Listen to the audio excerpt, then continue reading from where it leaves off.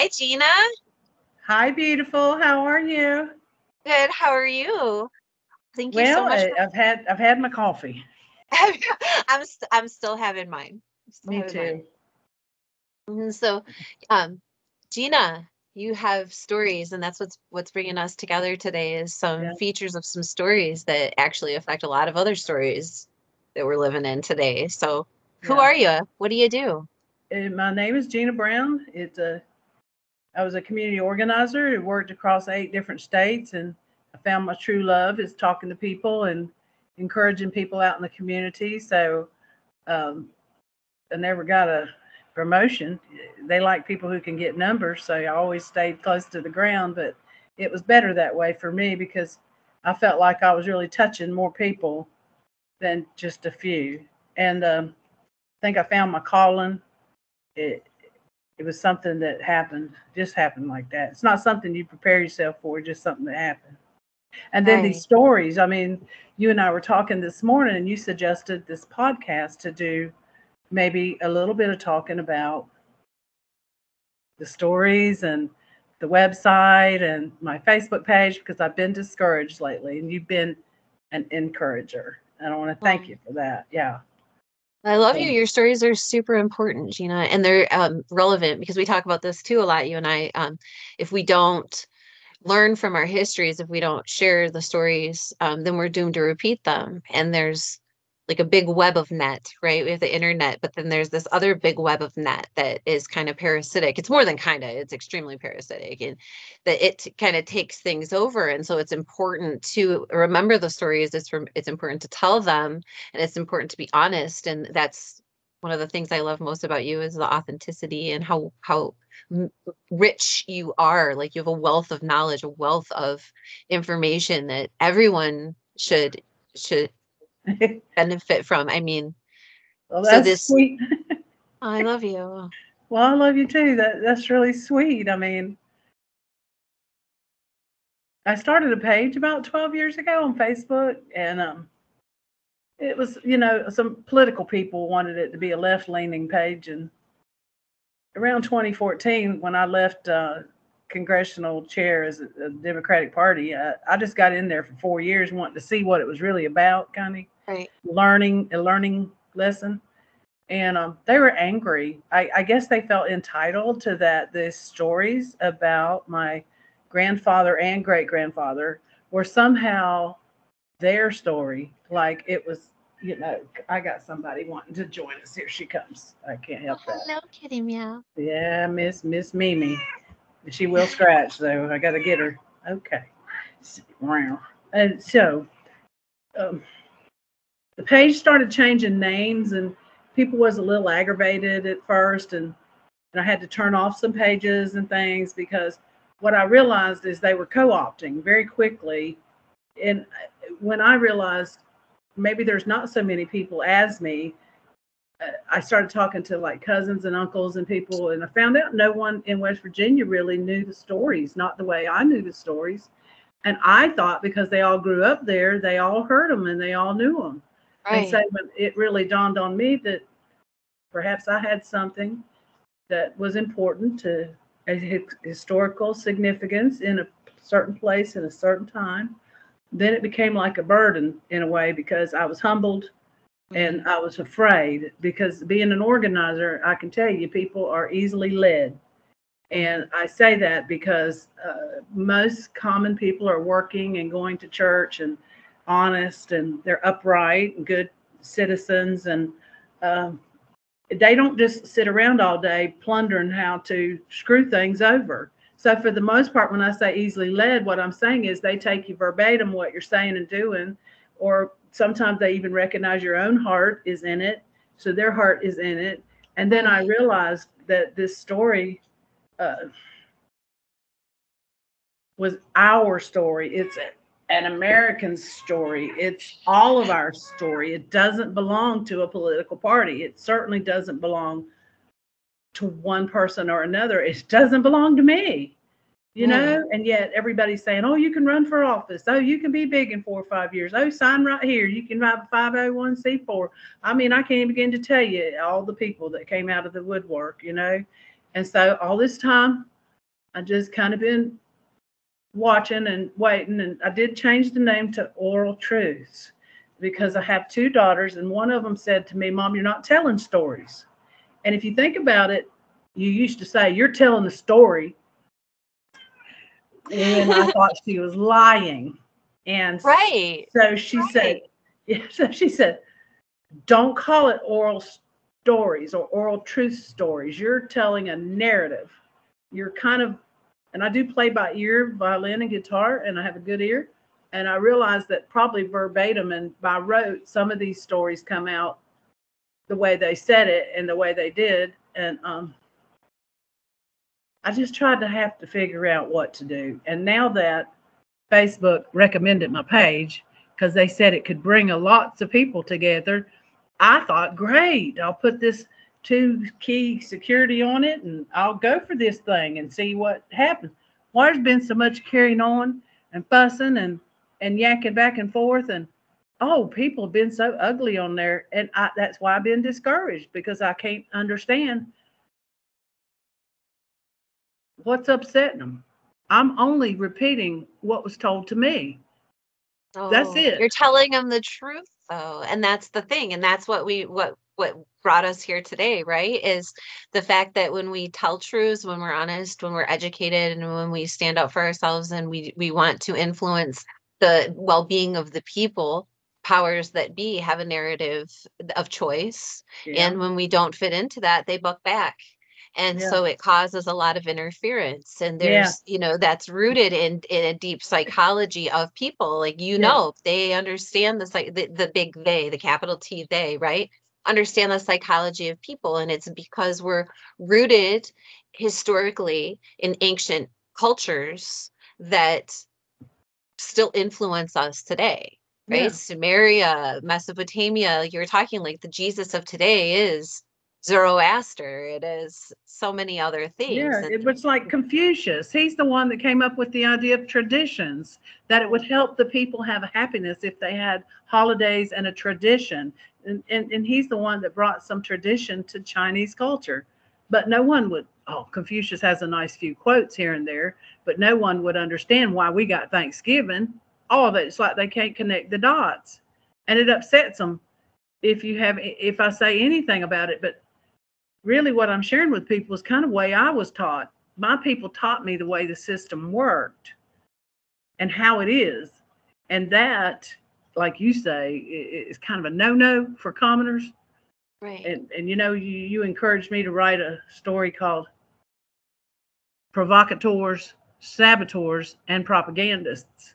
And that story is based on Papa warning me about people and how you have to handle people from a distance and why people come into your sphere of influence. If you're an influential person, they have ulterior motives.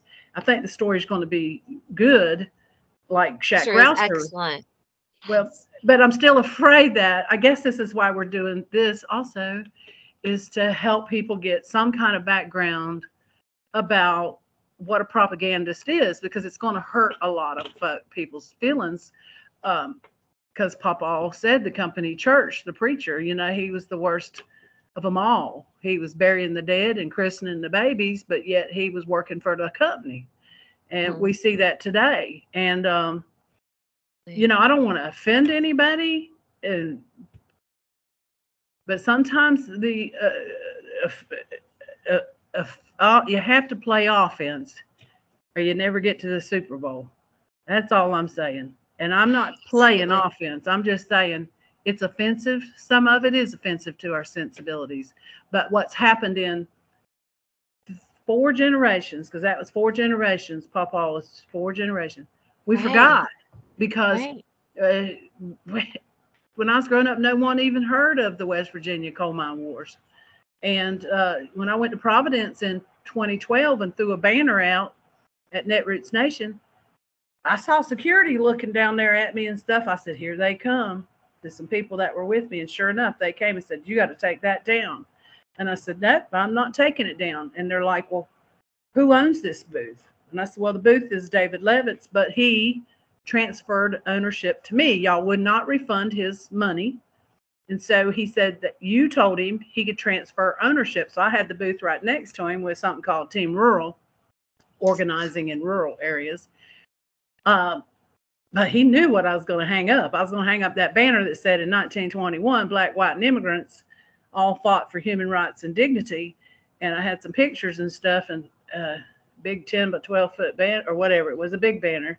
And I mean, it caused an uproar. They wanted it down. And I could not understand what was so upsetting to them. And this was a world, these are bloggers from all over the world. They write for Daily Kos, they write for CNN. They, you know, these are bloggers for, it's a convention for bloggers. So I figured like, well, this is the best place to pull a rabbit out of the hat. Let's just do it. So when they talked amongst themselves and they walked off and the banner stayed up, here come NPR radio, here come other people interviewing me.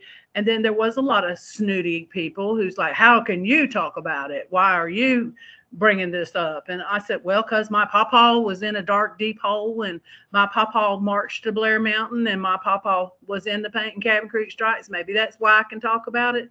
Now, of course, back then I didn't tell any stories. I didn't tell any narrations, because in the Bible it says if you have gold, you don't throw that down in front of just anybody. Right. No pearls before swine. No, no, no. And there was no way in hell, if I had realized, sorry about that, Aunt Carol, I'm cussing, but if there's some way that I realized it had a value to lead people, well, my gosh, I had to be very concerned with the fact that it cannot be harmful to people. Right. It might be enough to help encourage you to research and to look into some facts, but we all know our own answers already. I cannot tell anyone anything. What happens when they hear it is if it resonates with them and they go digging a little, they're going to find out what I'm saying is true, because it's not even hidden. Especially now with the internet. I mean, 2 snaps and a thumbs up, you know, I can find out anything. I found chicken a la king the other day, and I hadn't ate that since grade school. But I remember they used to serve it to me, and I found the recipe. Yeah, because it's all available. And that's the thing, is like that the evidentiary support, the ability to back it up, right? But that's the extra step that people need to take when they're looking into things, because we're often handed things, and then like you said, people take it at face value. They want to give the benefit of the doubt, you know what I mean? But if you're always, if someone else is always benefiting and you're always left in doubt, then there's an imbalance there. That's right. And it comes down to that the tactics that they were using at Blair Mountain, the tactics that they used during the West Virginia mine wars, are the same tactics being employed today. And they're threatening, and they will come, you know, in droves after you, like an army of people. And it's because they're easily led through their anger. I mean, we all are, and again, none of this is meant, I'll say it too, like none of this is meant to be offensive in any way to anyone. It is to open our minds and educate each other, and open a dialogue to be able to have a conversation about some of these things that really did get us into this position and keep us in this position. And it's because it's anciently rooted. We talk about that, and we talk about like the spiritual aspects of things. And like you're saying, because when it's the preacher leading the masses, then you're feeling like you're divinely led, right? And so if the preacher is the provocateur, the preacher is the saboteur, because the preacher is the one that's receiving the information, right? And like wanting to sway the vote or sway the economy, and then they get up there at their pulpit and they mix politics with religion, and they tell people believe and vote this way. And then it's highly influential, you know, what in the grand scheme of things. And what it does is it controls the masses, it makes people subservient, and it also makes other people outliers who are also a part of the communal whole. And it's damaging, because the intention by the leadership isn't for the betterment of the masses, it's for the betterment of the leadership. So if we're going to continue this way, your stories show the narrative of that mechanism, and that is very scary and threatening. And the fact that it's coming from an educated, sweet, good-hearted, honest woman, that's really hard too, because there's all these points that they want to attack that are your strengths, and they can't get around it. And that's that patriarchal. Let's do that.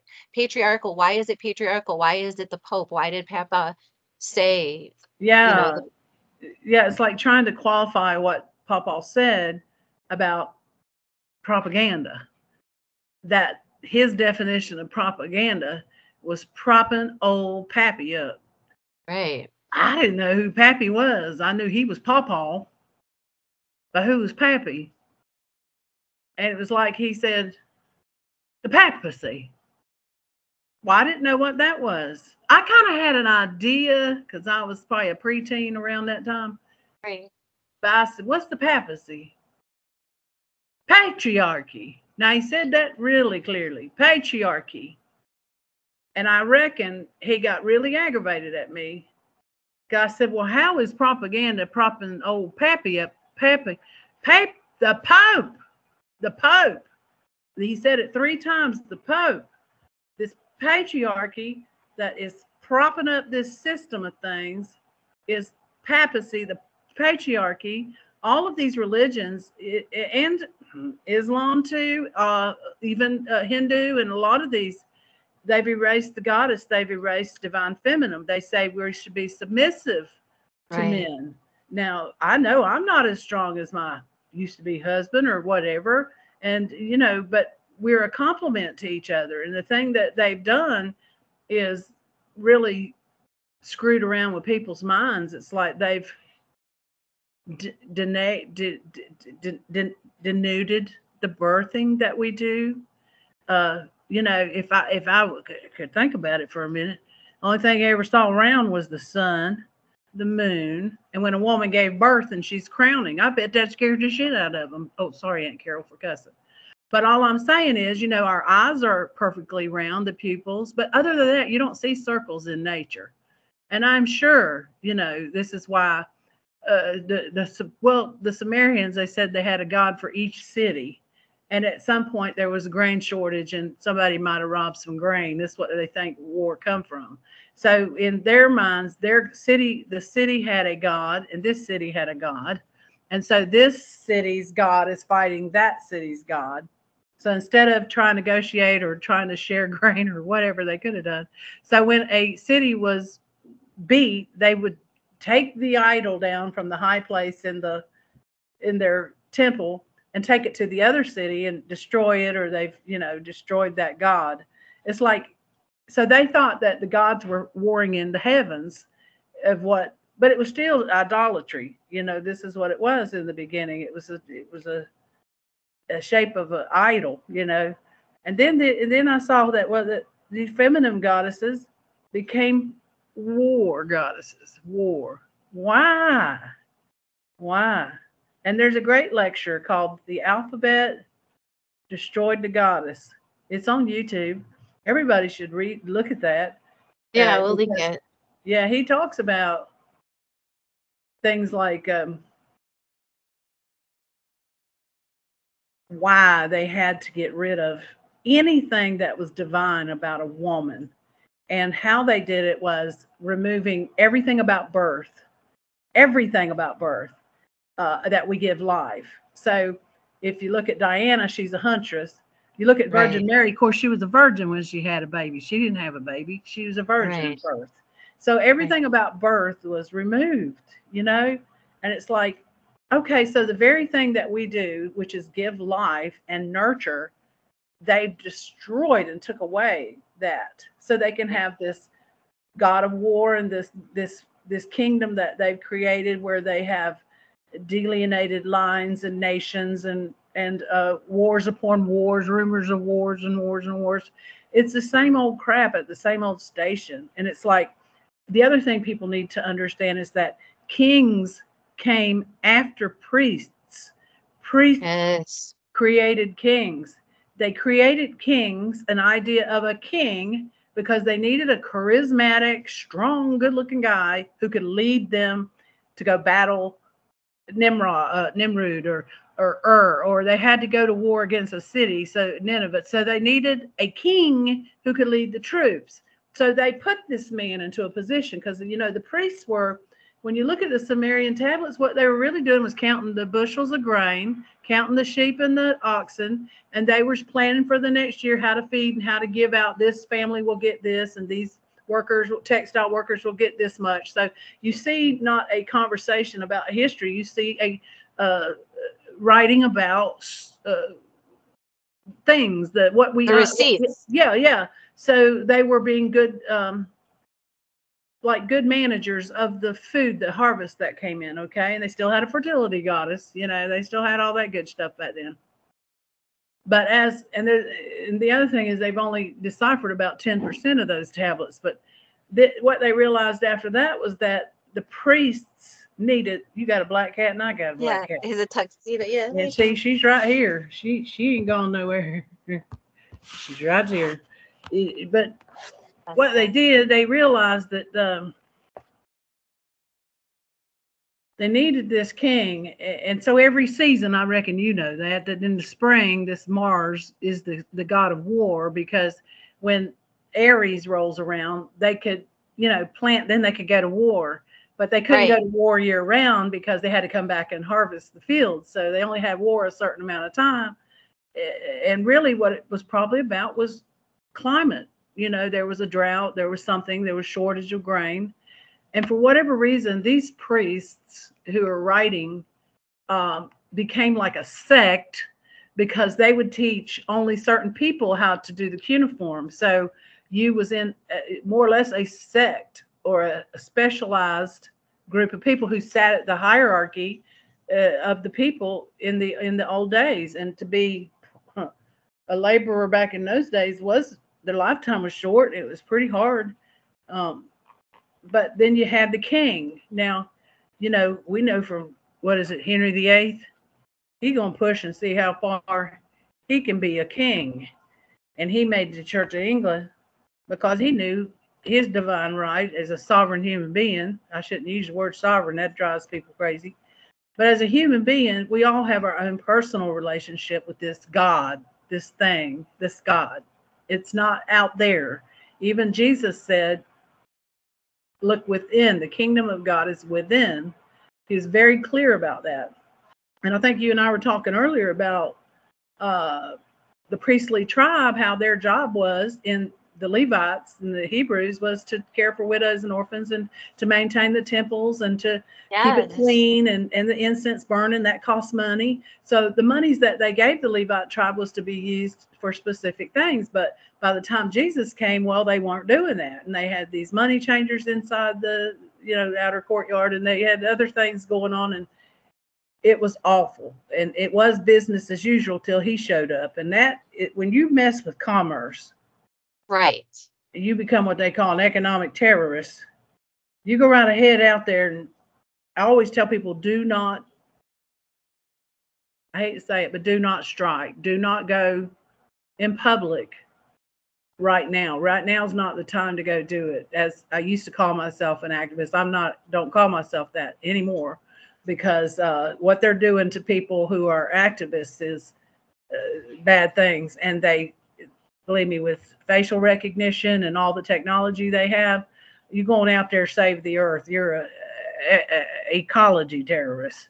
You go right on out there, save the dog, save the animals. You're a vegan. You're a petco, or whatever. They're going to label you, and that's what they do. That's what they do. They label us.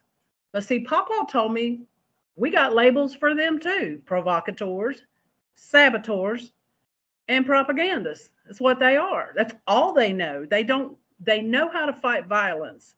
They do not know how to fight love.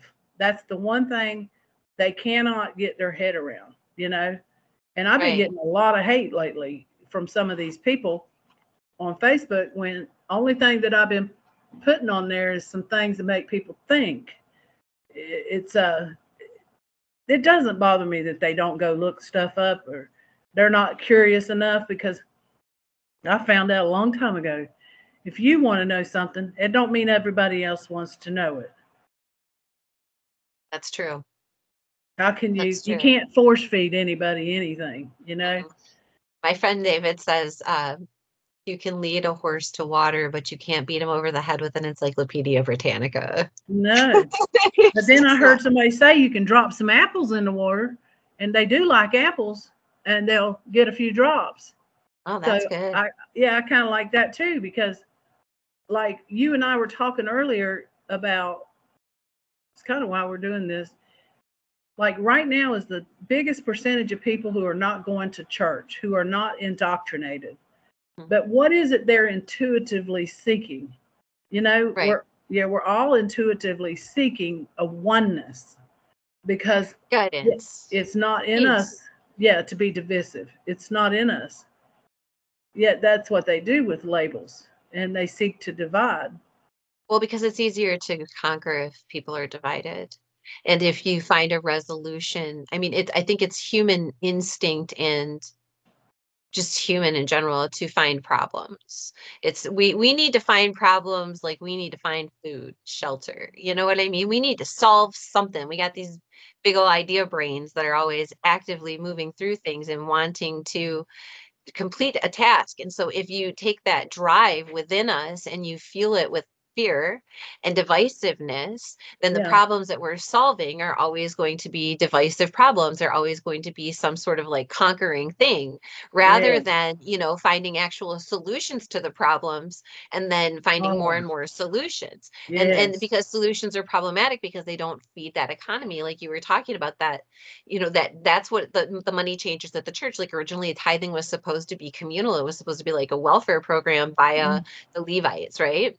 And Mm-hmm. that's what you were saying. And then they became money changers. It became an economy. It became commerce, right?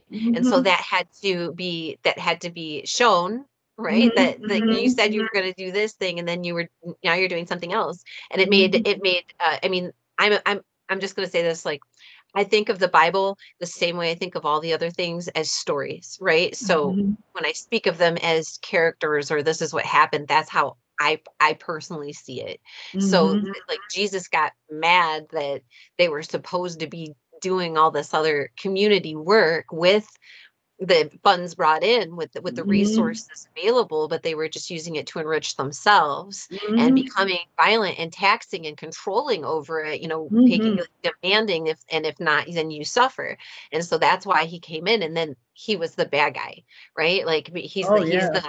the economic terrorist that comes through. And that's that truth changing, right?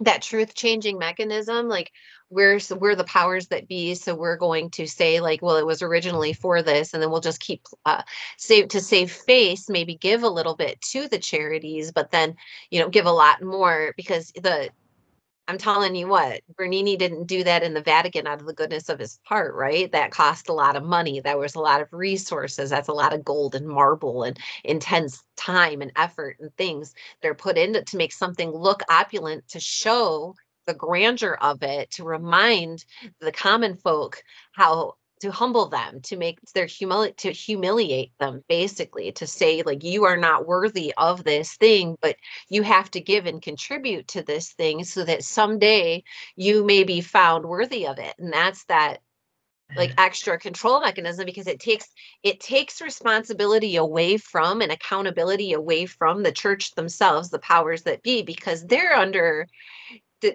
God force here. God told me to do it, God, Sky Dad said. And so we obey. And then all of the public, all of the masses of people, right, give to this because they want one day in an afterlife, not even in this life itself, Yeah. to be rewarded by Yeah. this opulence themselves. So Yeah. suffer, suffer, suffer, and give, give, give. And when you die, you'll get something back. And that's taking what Yeah. it does is it removes the accountability from them, but also from us, the responsibility Yes. to be responsible for ourselves, to be better Yes. people, to explore, to find solutions, because what does it matter if I find a solution if this life doesn't matter anyway, right? I can do whatever I want and ask for forgiveness, and it'll be granted to me, and I can go live in this thing, so I can lie, cheat, steal, pillage, all of these things.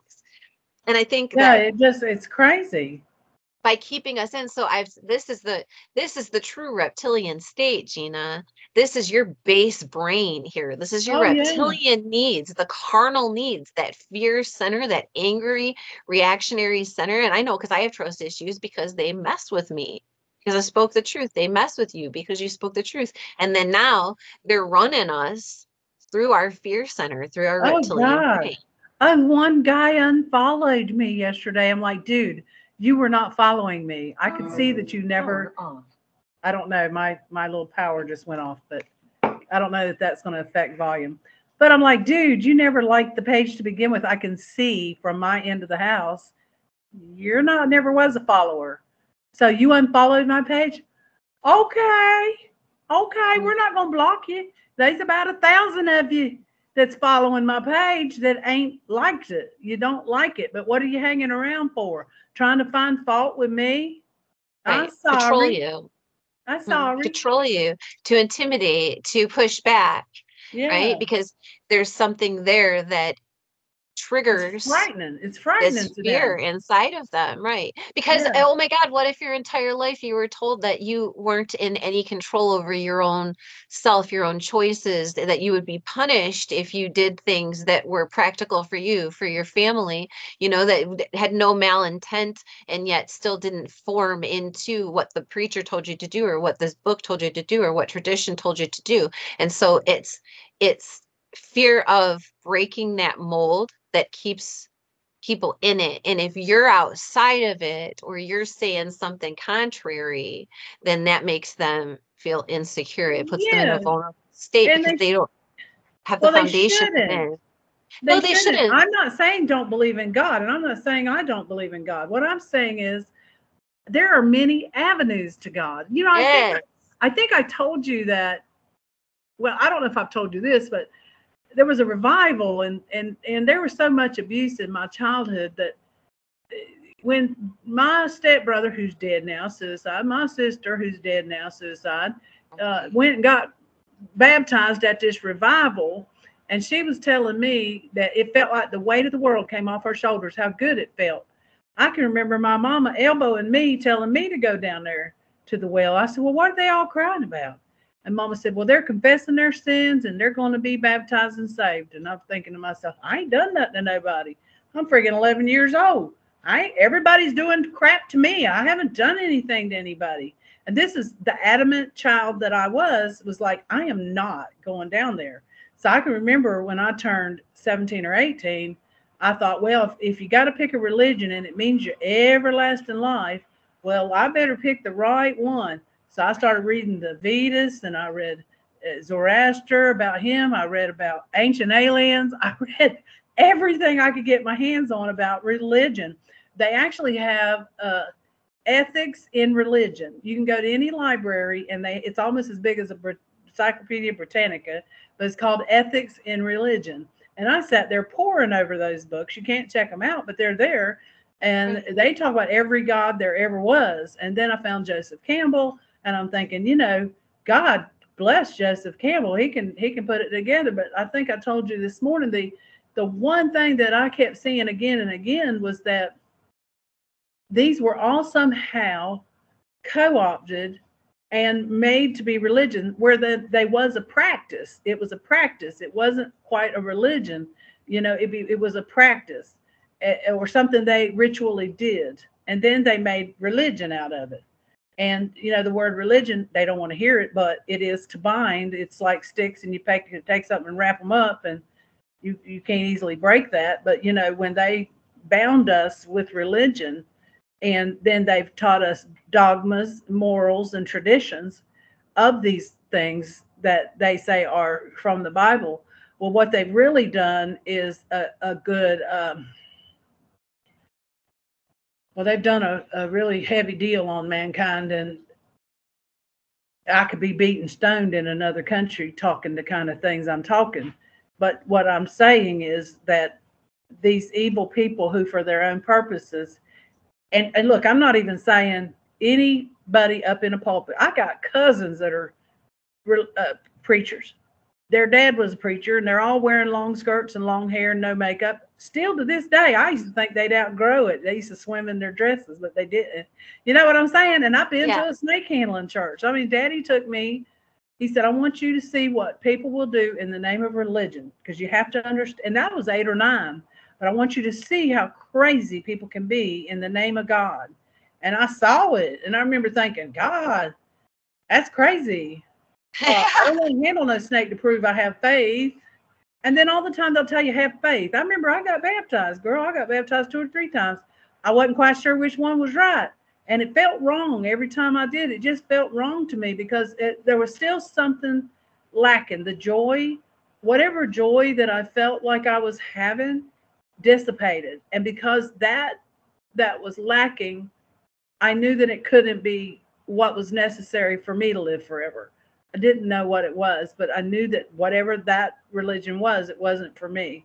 So I would back out and go try another one. But every time I would try to get answers from people about questions I had, they would always say at some point, you have to have faith. You just have to believe. And then I heard a guy talk about that word believe. And he said, if you look at the word believe, be is a preposition, right? It comes before, like become, beware, believe. Okay, so if belief, the word is belief, Leif. And in the English language, it rhymes with a leaf on a tree, Leaf. Belief. But if I believe, if you look at the word BLIE, lie. Lie is hidden. The word lie is hidden right in the word believe. And if you look at the end of the word, it says EVE, Eve, even. That's the Garden of Eden, the lie that was told from the beginning. So if you believe what I'm saying, you have left it upon me to tell you what is the truth. So you're a leaf out there on the tree. You're not standing in your own stead. You've not rooted yourself in the earth. You're not that Yggdrasil tree we talk about. We talk about this tree that is oak tree that is so revered, this strong thing that endures and endures, this rock of ages they talk about. Well, you must be the tree standing. And I think that is in New Testament. It said, I see people walking around looking like trees. Okay, if you look at the nervous system, the roots, and then in the correspondence of the root under the ground, the tree is just the same under the ground, but we don't see the things hidden. We believe. So you've become this leaf that every spring and every fall you fall down and then you're going to sprout again, fall down and sprout. That's why people get into religion and then they get out, because it really is not solving their problems. And then I saw my sister-in-law, I hope she doesn't mind, had cancer, breast cancer, and she was out of work and all kind of mess. Well, she gets a bill from her church wanting 10% of her wages because she had not paid her tithing. And if she was still going to be a member of the church, she had to pay so much amount of money. And she calls us wanting to borrow some money. And I'm like, what for? And then she tell me, I say, have they come to even visit you since you've been sick? Have they brought you some covered dishes or something? What? Then I think I told you about, I said, don't pay that shit. No, we're not loaning you money for that. No. Can I buy you some groceries? Right. And then there was another lady named Tiffany come to me, and somebody in our small town house had burned down. She wanted to know what I thought about her church, that she went to the members of the church, and they did not want to help that family because that family was not members of their church. I asked her, so what do you think you should do? She said, I don't know. That's why I came to you. I said, well, what about a GoFundMe? Or you start asking people for food or appliances or small things, help get them a motel room. What can you do to help? Right. And I say, because honestly, if you really want to know what I think about that church, what do you think about that church? Because I just can't believe it that they would act that way. And they even know my family. That was her cousin or something. Said they even know that family. And I think it was only about 500 people in that city. This is how bad it was. It was the biggest church there. And I said, well, Tiffany, I would just stop going to that church. If I was you, I would go find a church that kind of went along with the way I feel about people, because that's not helping people. And we're going back to that story of this Jesus throwing these money tables and saying, you're nasty. You're not doing right by God. You're not well. You people are out of your minds. and suffer the little children, these people Right. who believe, suffer them to come to me. Because, Jesus, I think, I don't want to get into it with people, but I really think Jesus was an amalgamation of a lot of people at that time. They were looking for Messiah. Absolutely. They wanted to Yeah. know. They were under Roman rule. They've historized Jesus and made him a historical figure. But I don't think there was just one. I think, as many of us, I see him on Facebook. A lot of women right now are talking kind of like we're talking, and boy, you should see some of the comments they're getting from guys. They're just so um I don't want to say that their manhood is threatened, but I think that they're so afraid of empowered female or a woman who's in touch with her femininity, you know, Yeah. that I can be feminine and strong, that is just shocking to them. And it shouldn't be. I mean, because we've been, like you said, divided and dissected and all that. I mean, and I don't know. It goes back I to that old crone, It finally, when you get old yes. enough, you just don't want a man around anymore. You're tired of it. And then they come out with Viagra and Cialis, and then the Vatican says, yes, yes, yes, you can use Viagra and Cialis. Well, I just want to say, when your prostate enlarges and you can't get it up anymore, that's nature saying it's time to look inward and find your own glory, because give the woman a break. She's tired of having children, and she's also tired of fetching for you. Because if they let nature take its course, by nature, men wouldn't be having those urges all, and this pornography. Somebody told me 76% of people on the internet are looking at porn. Yeah, Oh my yeah. God. But that's what I'm talking about, these carnal things, right? So this rulership of it and also the patriarchy, we can wrap it all up with a bow here at this moment because Yeah. by subserviating 50% of the population Yeah. via divine order, right? You've automatically taken down half your problem. All right. And then all your kids got to listen to you, right? Honor thy mother and father. So Yeah. now like dad is in charge no matter what by divine right. That's what they say. And you're right Yeah. about Jesus being an amalgamation of several different characters. We know this. We know that the Bible was conceived and put together at several different councils at the Yeah. beginning of Rome, right? The Council of Yeah. Nicaea, the Council of Carthage, Yeah. things like this in the first three Yeah. centuries. There was Yeah. this writing of this book, this gathering of this information, and the omittance of other information that they didn't feel their narrative, Oh, right? and like the Herculaneum scrolls. Pompeii, we all know about Pompeii, Yes, but on the other side of Vesuvius was a city called Herculaneum. And there was yes. a villa owned by Piso. And they are Hmm. just, the scrolls were found in 1700. They thought it was charcoal, but now they know these are scrolls. They were a library. And they are Yep. having to backtrack now, because you got scientists that are starting to read those scrolls. And there's a book called Piso Christ that I've read that actually tells how the Piso family was a part of writing this historic story of Jesus. And it will offend believers, it will offend people. But if these scrolls are being revealed, it's like everything in the Revealed. darkness. Yes, everything in the darkness will be revealed, because if you are a believer in God, then you are aware that God is going to bring to light everything that is dark. He loves us like Well, that, but that's just physics, right? Because there's polarity. So, like the Yes. Hermetic principles, like what we're saying, like the very first thing, very first Hermetic principle is mentalism. And so there's that God within self, right? Our perception of something that's created this Godhead that rules us. It's an exterior, um, like loss, responsibility, takes our responsibility away.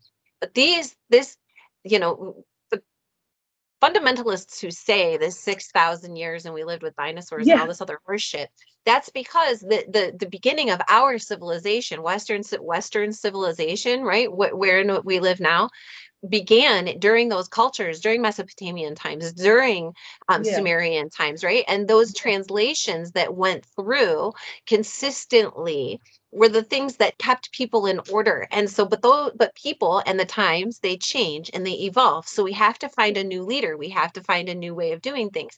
So they take the societies, right, and they move them around. I mean, I don't think Henry VIII wanted to get away from he understood that divine providence was the ultimate power.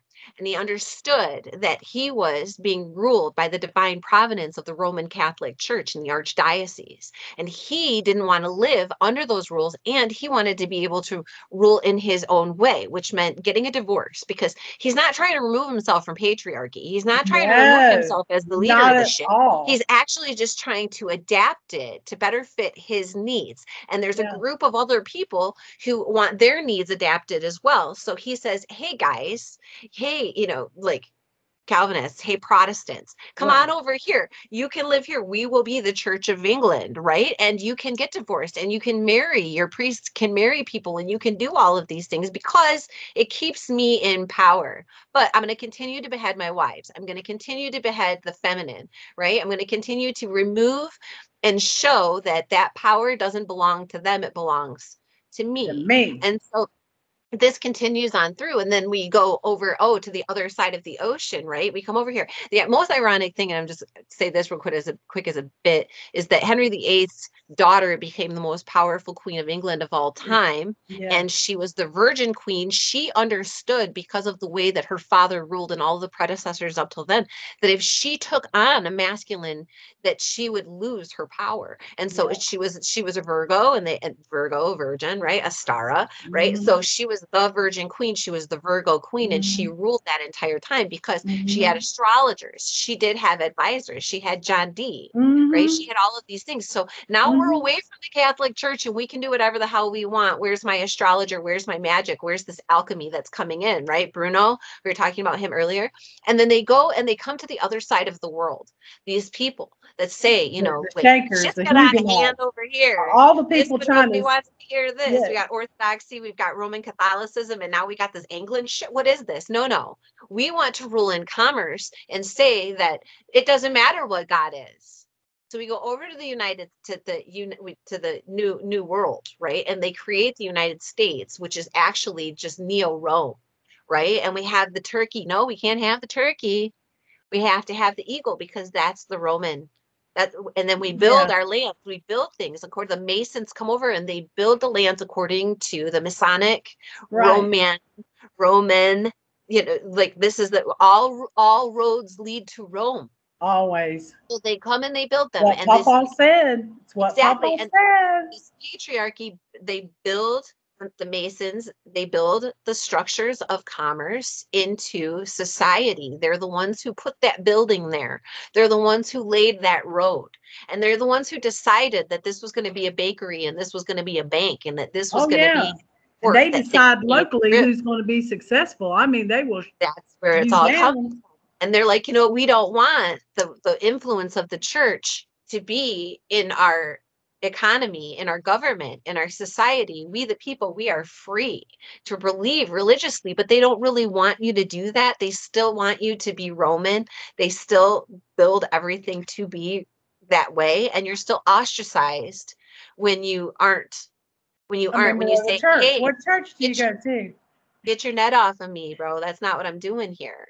Yeah, And they and so then they the thing will continue, right? yeah. Until mom's allowed back, until you invite mom back, until you stop villainizing and subserviating half of the population. Adam's first wife was Lilith. She was made the same. She was built out of the same thing. She was given equal measure.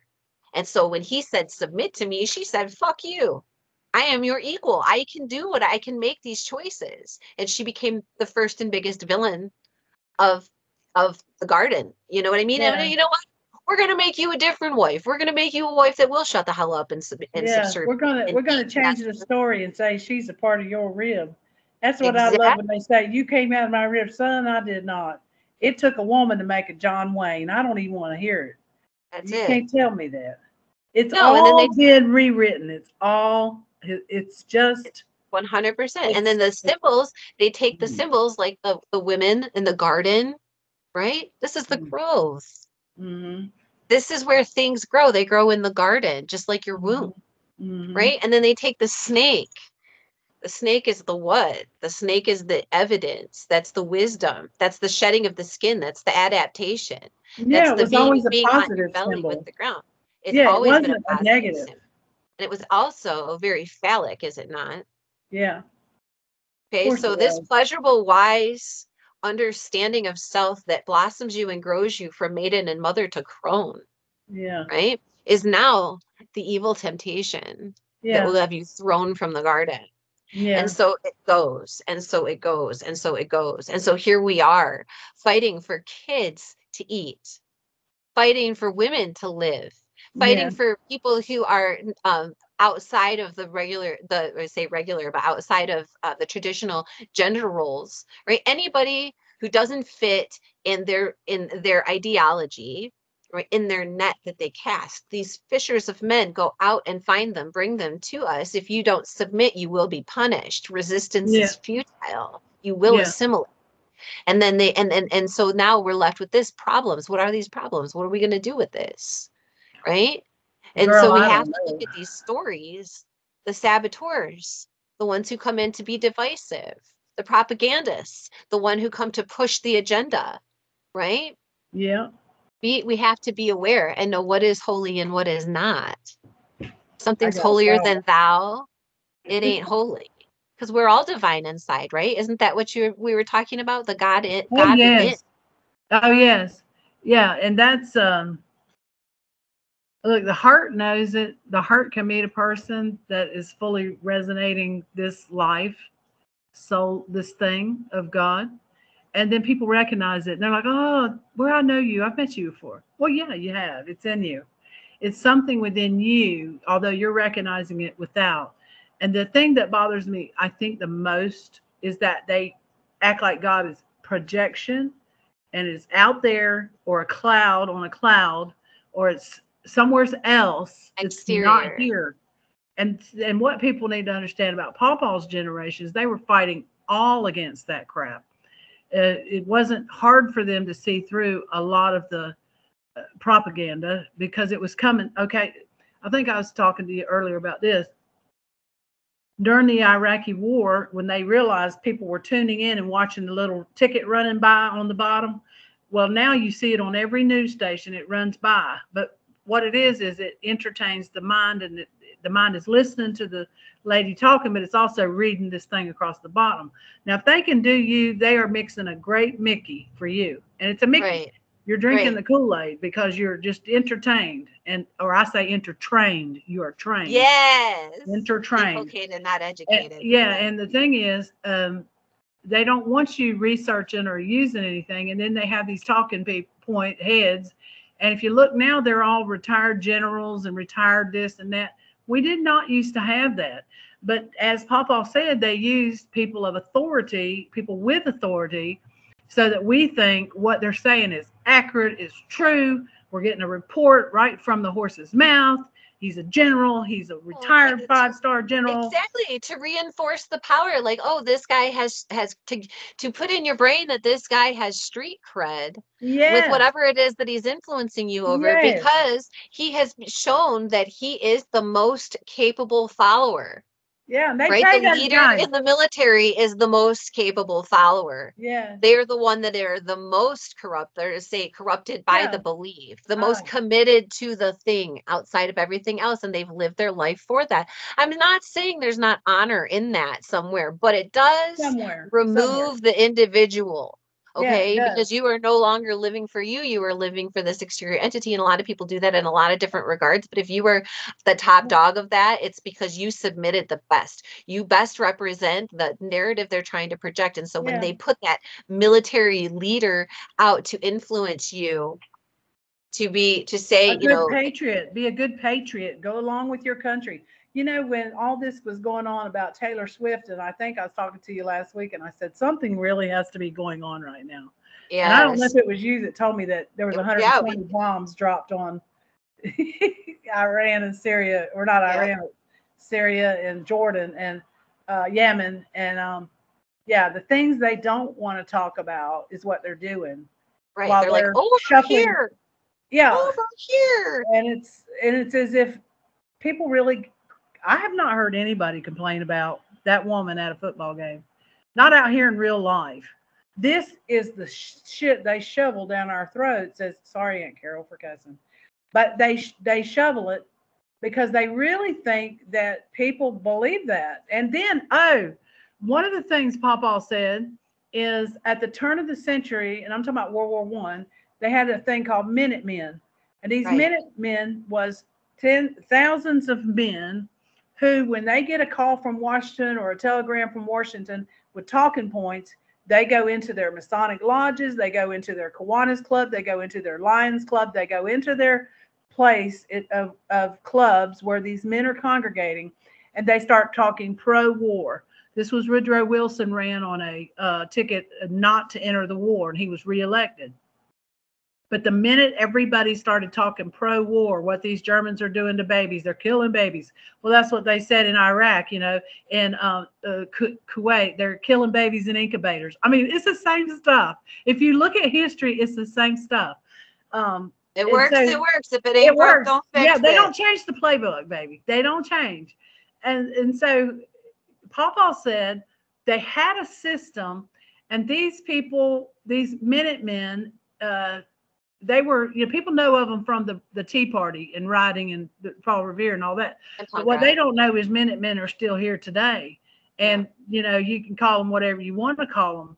But they go into these places. Oh, they write letters to the editor. If you start looking at your newspaper and reading them, you'll see it's the same kind of people always writing letters to the editor. Or look at the comments section. You'll see the same person commenting. He's always on a talking point that he's been given Right. because he don't Right. have a mind of his own. He thinks Right. he's talking for his country and for his God and for all those nice natural things that are so loving. But if he had a mind of his own, he would be talking from his heart, and then we would see a change. But these people are given talking points. And I can tell Right. you, because as a congressional chair one year, they handed me papers about that thick, and they said that this is the Republican talking points while they're out this summer at all of the town halls. This is why you'll never get a straight answer from a politician. They're given talking points. And I thought, oh my God, they tell Michelle Bachmann to say that. They actually tell them to say that. And DeSantis, they tell them to say, they do. They tell them to say that. And so I'm reading the Republican talking points, okay? Yet they don't think that I'm smart enough to know they got Democratic talking points. They got Democratic talking points. Of course they do. And it is this, they will never give you a straight answer if you're asking a question that is any type of valid. Matter of fact, they'll shut you down in a town hall. They don't call on you if they can tell by your dress or your manner or the way that you are that you're going to have a certain question they want to get around. Right. And they don't want to answer, because a lot of people don't understand that in 2009, and Obama never did pass a union bill.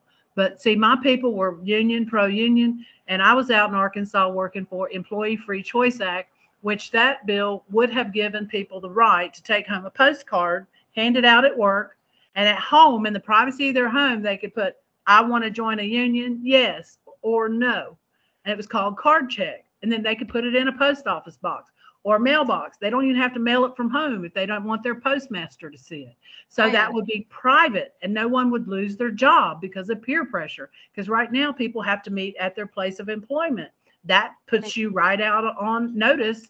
Remember that economic terrorist? Oh, now you're a union terrorist. You're a Bolshevik. You're a communist, a socialist. All these things they call you because you're just trying to get paid better so that you can take care of your children and things like that. So this card check was a great idea for a bill, and I was behind that, supporting that. And then all of a sudden, what happened? Girl, at the town halls, the talking points for the Republicans was health care.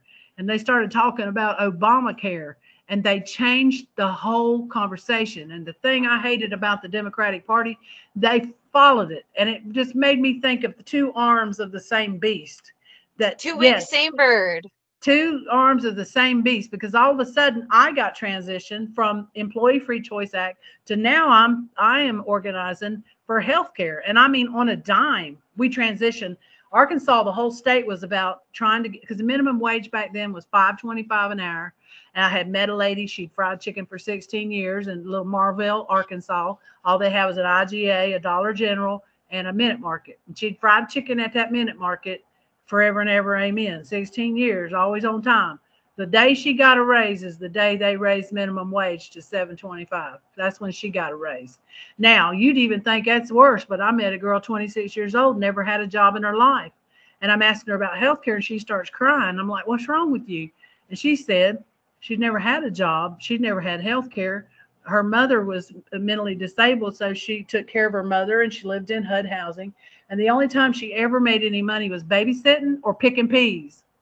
Now, we're talking about an isolated part of America that is like a third world country, and they know what plantation they used to work on. This is Right. how small and how pitiful it is. They built public housing to keep those people there so that when it comes time to pick the peas, guess who's still out there picking peas? It's Right. disgusting. And I said, no, honey, Congress should be ashamed, not you. Don't you cry because you've never had a real job paying taxes or anything and you're 26 years old. Don't you do it, because they need to know your story. But if it's like I say about Annette frying chicken for 16 years. Nobody should be stuck in a job working minimum wage forever and ever, 40 hours a week, and not afford to make a way to just pay for their necessities. This isn't Just live. right. And No. yet, healthcare became this big deal. And then, of course, he didn't support the public option. So again, they made it a money making thing. That's what they did. That's That's partly it. why I got out of politics, because I myself, I just cannot continue to participate in something that is not really for people, that you're not No. really Well, trying to help people. no, you're the resource that feeds the government machine, the capitalist machine, right? Yeah. And so you need to eat and you need to have shelter and you need to have basic amenities and necessities, right? And so if you're constantly spending all of your time earning those things, those basic needs that you need, Yes, now you're an indentured servant, right? you You're a are. housing slave. You're You there are. to your life in the hopes that the last 5 years of your life you will accumulated enough money to pay for all that shit that you've been working for your entire life, right? Yeah. Because that's when you get to retire, and you hope that there's governmental assistance for your medical and health needs when you're in that point, because Yeah. it's not, I'll tell you what, you and I we're a generation apart, right? I'm your daughter's age.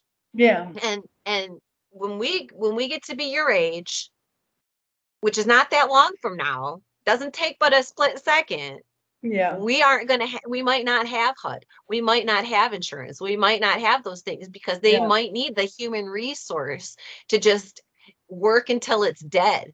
And what that does is it keeps us complicit, it keeps us compliant, it keeps Yeah, us that's what I in felt. Duplicit and malleable. complicit in Yeah. their bullshit. I really did.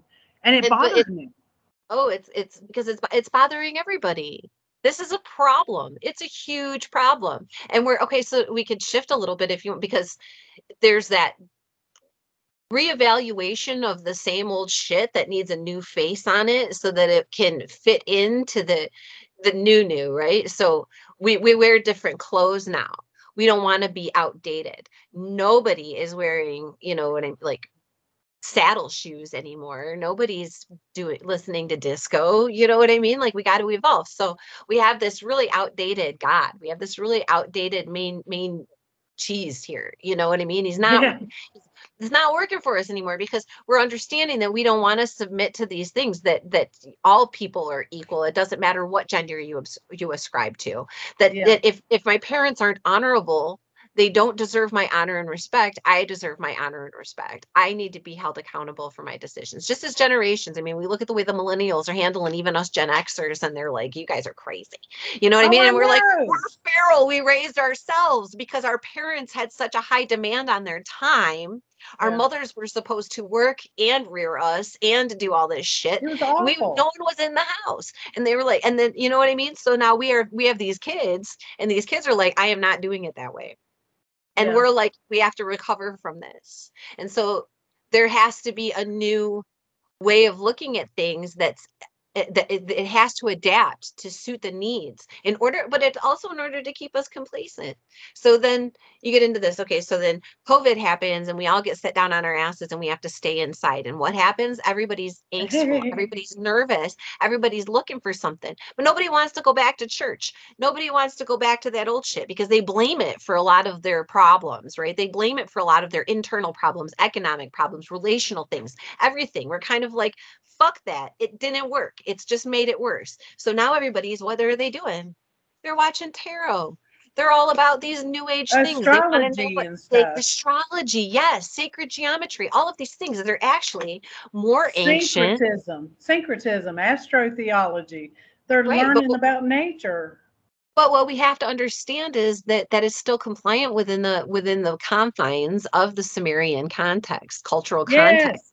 Yes. These things derive from those same places, and they're Yes. actually even more powerful and ancient even than the Old Testament will say. You know, it was like what the ancient Hebrew Kabbalah, right? The way that they understood life, the tree of life, right? And all of the mechanisms thereof, and like the flower of life, the seed of life, all of these things. So now we're like, what is this? And how is it so full of meaning? And how is it changing us? And we're evolving and trying to find a new religion. And I think that this is the way that we're getting pushed. So as someone who is pagan, does believe in multiple gods, multiple deities, I worship them, I pray to them, I love them.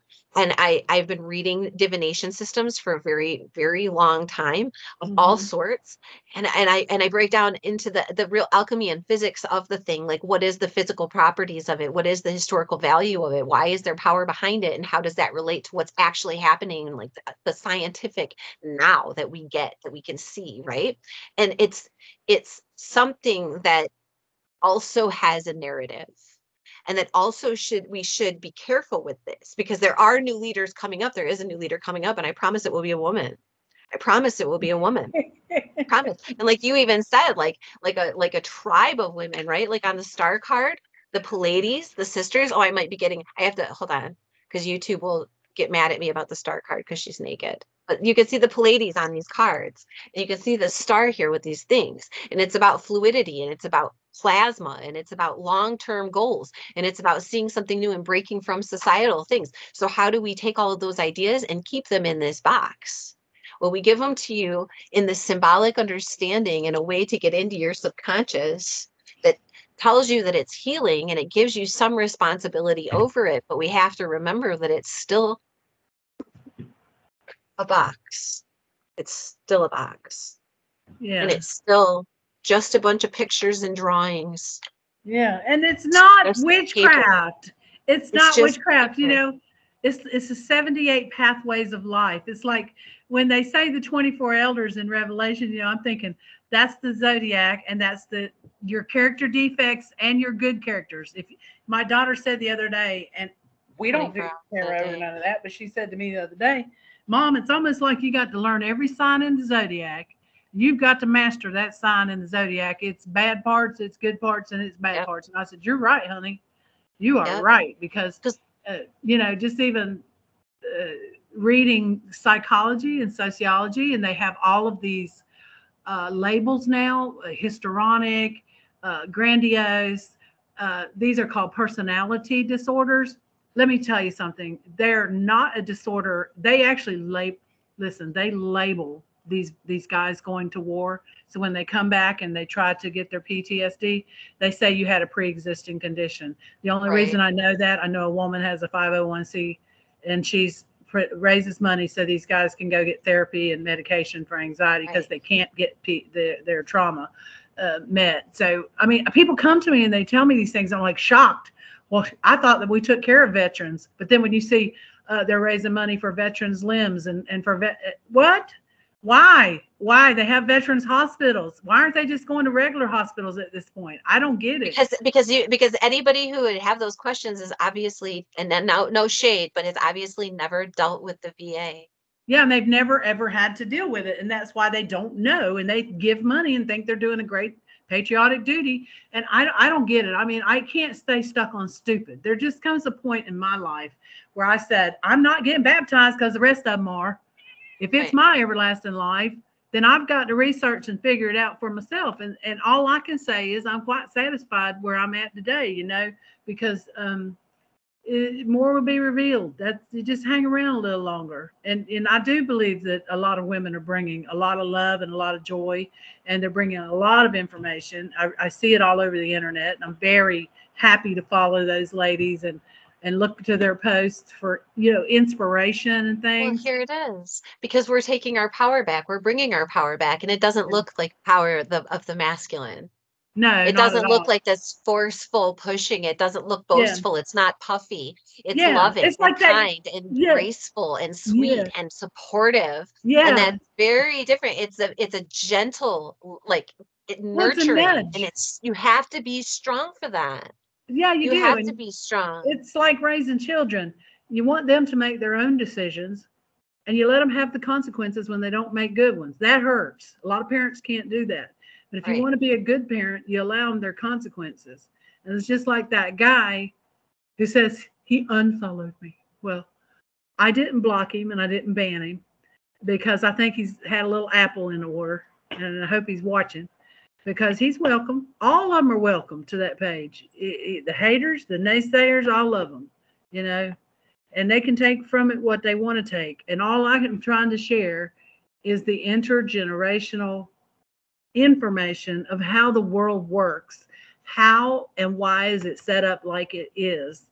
Right. And Papa said that any movement that you start, any movement that it's a grassroots thing, and Right. you're getting a little interest, or say you just even want to set up a church, here they'll come because they want to hear what you're talking about. They want to see what you're doing. They want to assess how much money can be made from it. And if it's not a good idea or it's too much to pushing buttons and harming, then they do come after you. And believe me, I've had people come after me. I thought when I was in politics, I thought they'd kill me.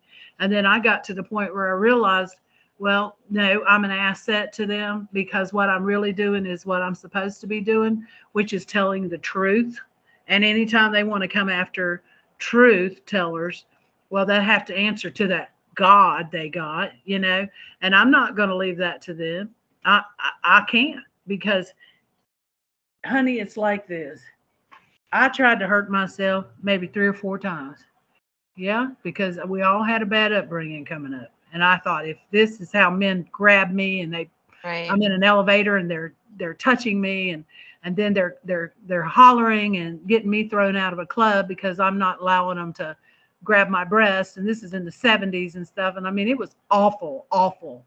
And it's like it was nothing fair about it.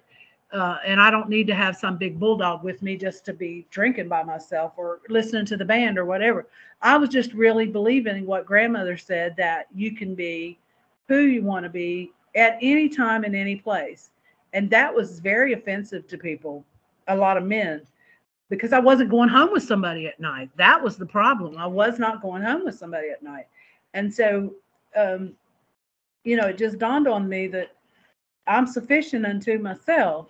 And Yes, you so when are. I started looking at that and looking within and getting quiet and taking the look within, then I found the source within. And when you find source creator, I don't think there's anything can bother you. I mean, that's when I got my wings back because I realized it's all frailty, it's all vanity, it's all a bunch of mess, it's all a charade anyway. And what can harm me if I tell the truth of the narrations of the story?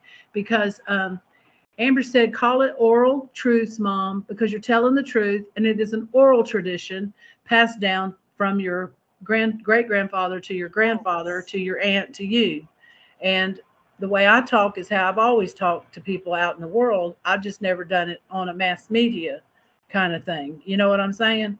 Mhm. So it's been discouraging, and I'm glad we had a conversation because I need encouragement, just like every one of us that are coming out of this patriarchy and this man's world. I mean, we all need a break and to be not to be valued as an object. I mean, this is what I could always have married well and been on somebody's arm.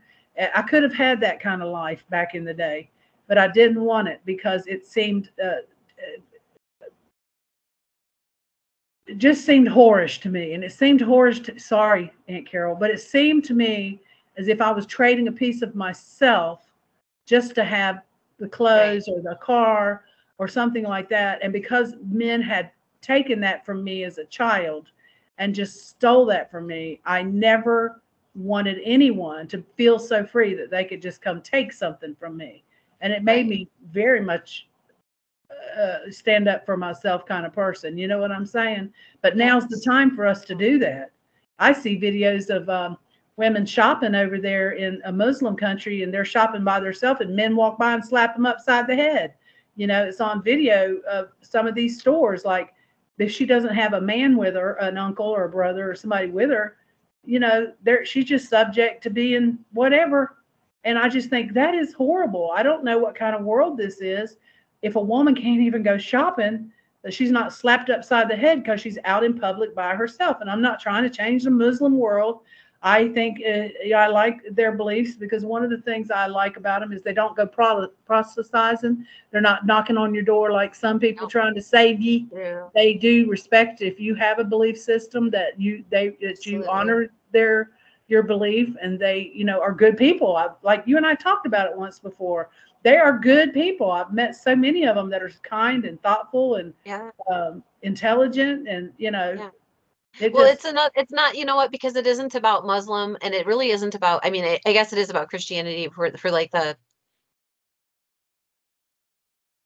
misogyny in a way, but I think that misogyny. it's very cultural more so than religious, because the ideas There you of go. modesty and things like that Right, are meant to protect, and they're meant to right, be, there's like a right. positive aspect to that, a positive That's purpose right. behind it, and Yeah. it's seen as something negative because it's Right, misunderstood, and right. because it's also, like anything else, used against. So Yeah, and on my it's a page. turn, it's mechanized. Yeah, So that's, I think, like I said, a cultural thing, and that spreads across multiple cultures. Because even, I mean, there's been stories, news stories, like documentaries that I've watched recently about women in India as well, because they just get on these trains and buses and in line, like basically anywhere, they, they get manhandled, and it's yeah, just like a fact of life that they have to deal with, and it's there's a direct imbalance. And I think that the most important part of it isn't to say that like all men are bad, because they're not. They're wonderful. There's a lot of wonderful masculine men out there, and there's a reason for the difference between masculinity and femininity, and we all have both aspects within us. yeah, It's another mechanism to subserviate 50%, 51% of the population. It makes it a lot easier if you have the women and children under, pushed under, shoved down, and in accordance with, like, and so I guess I get really frustrated with, I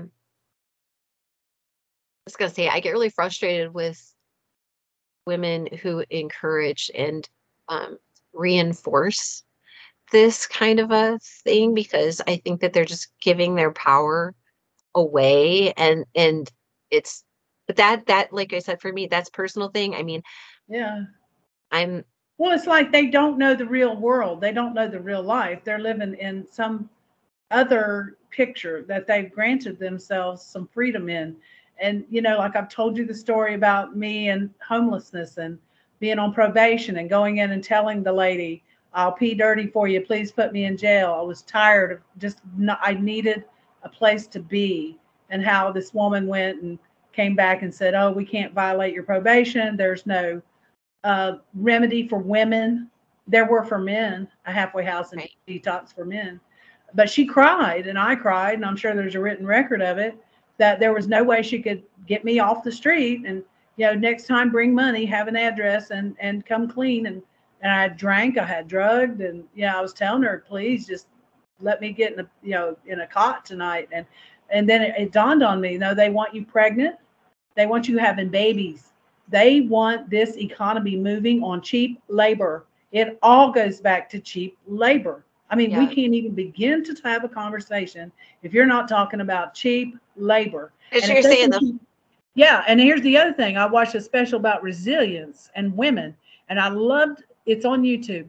And I love the guy talking. He's done over 20 years of study, but he said to create resilience in women, we have to support single mothers. Our monies should go to single mothers and their children. And that Bill Clinton and that whole idea of TANF and making them go to nursing home and work for minimum wage, wiping butts, that's because they needed a workforce. And they always use Democratic presidents to bring in anything that takes away from the family. Believe me, they do.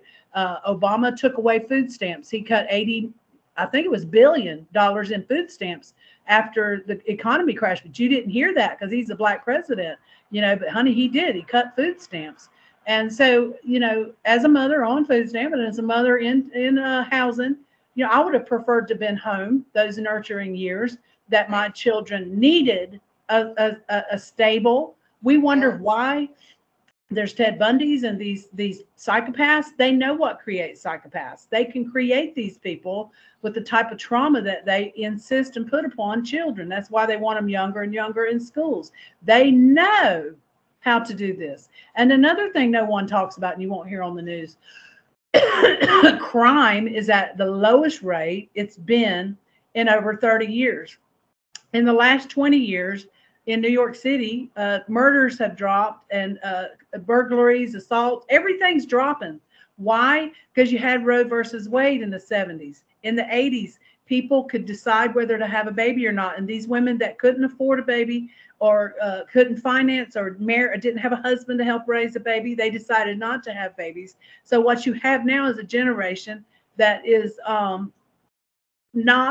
they were loved and they were cared for. So this generation is now that they were loved and cared for and wanted and had by choice, they're not committing crimes. They were raised differently than the ones that were out there committing crimes. There's a guy called, not Panzini, Panzram, the Panzram story, Panzaram, Panzram. If you watch that story, it would just shake you to the bone because he talks about all of the kids' schools he was in and how he was mistreated and through different things and how he went out and committed crimes because of what they did to him. He said, I'm going to do it to them. And yet when he got into Folsom Prison, had a cell to himself where nobody could rape him at night. He could actually sleep and he got 3 meals a day. He became literate and he wrote his life story. And the fact that he had finally had a place at that point in his life where he could just be fed and eat, it just goes back to these children that are hungry, homeless, their moms are on drugs or working 2 and 3 jobs. That's another thing I see.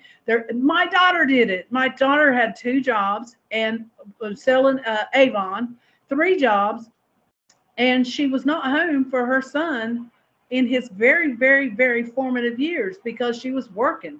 And it's just, he was here with me some of the time, but it's disgusting to me that a parent can't be there with their child. And in this documentary about resilience, he said, until we take care of single mothers and their children, they will not learn resilience, how to have something bad happen and then they rise above it and get above it.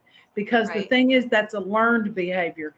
Resilience is not that people will say, I had the guts to get up and do it. No, you didn't. You had parents who role modeled to you how to get through shit. Let's talk about the truth. The truth is resilience is learned. It's a learned behavior. Why are some people able to make it? Because they've learned to do it. And the thing is, resilience can be taught. And so if we're not taking care of women and honoring motherhood, what are we going to have in another 10 years? The crime rate's going back up. Because why? Let's talk about why they got rid of Roe versus Wade. Why? Okay, I'll tell you another reason. Ascension Healthcare is owned by the Vatican. Yep. And Ascension is in Indianapolis. My mom said it's here. They're not going to do a DNC. I can remember when I had my first miscarriage at home, and I knew it was like, it looked like a little lima bean, but I knew it was something. So I went to hospital. Oh, you're pregnant. No, something happened and I think I lost it. And they're like, oh, this is a Catholic St. Vincent's. That's abortion. We can't do that here. And I'm thinking, abortion? I ain't aborted no baby. And they treated me like shit in the 70s and sent me to a welfare hospital to have a DNC done so they could scrape my, uterus, be sure that everything come out. And I'm so shamed and wondering what has happened here. because I didn't hurt myself to cause myself to lose that baby. But if you want to know about Roe versus Wade, think about slavery in prisons and J.C. Penney and these stores that have their clothing sewed at these prisons. They're running out of people committing crimes. So they need unwanted babies so that in 10 to 15, 20 years, you're going to have people back in prisons again. They didn't build these maximum prisons the way they got them everywhere to stay empty. And as long as the crime rate's going down, that's a problem. So let's have some children we can abuse and not feed and not take care of their parents. And there you have it. You wonder why it's going away? I mean, if we're going to have social health care and Ascension is going to be running it, it's going to be regulated under a religious pretense. Thank you.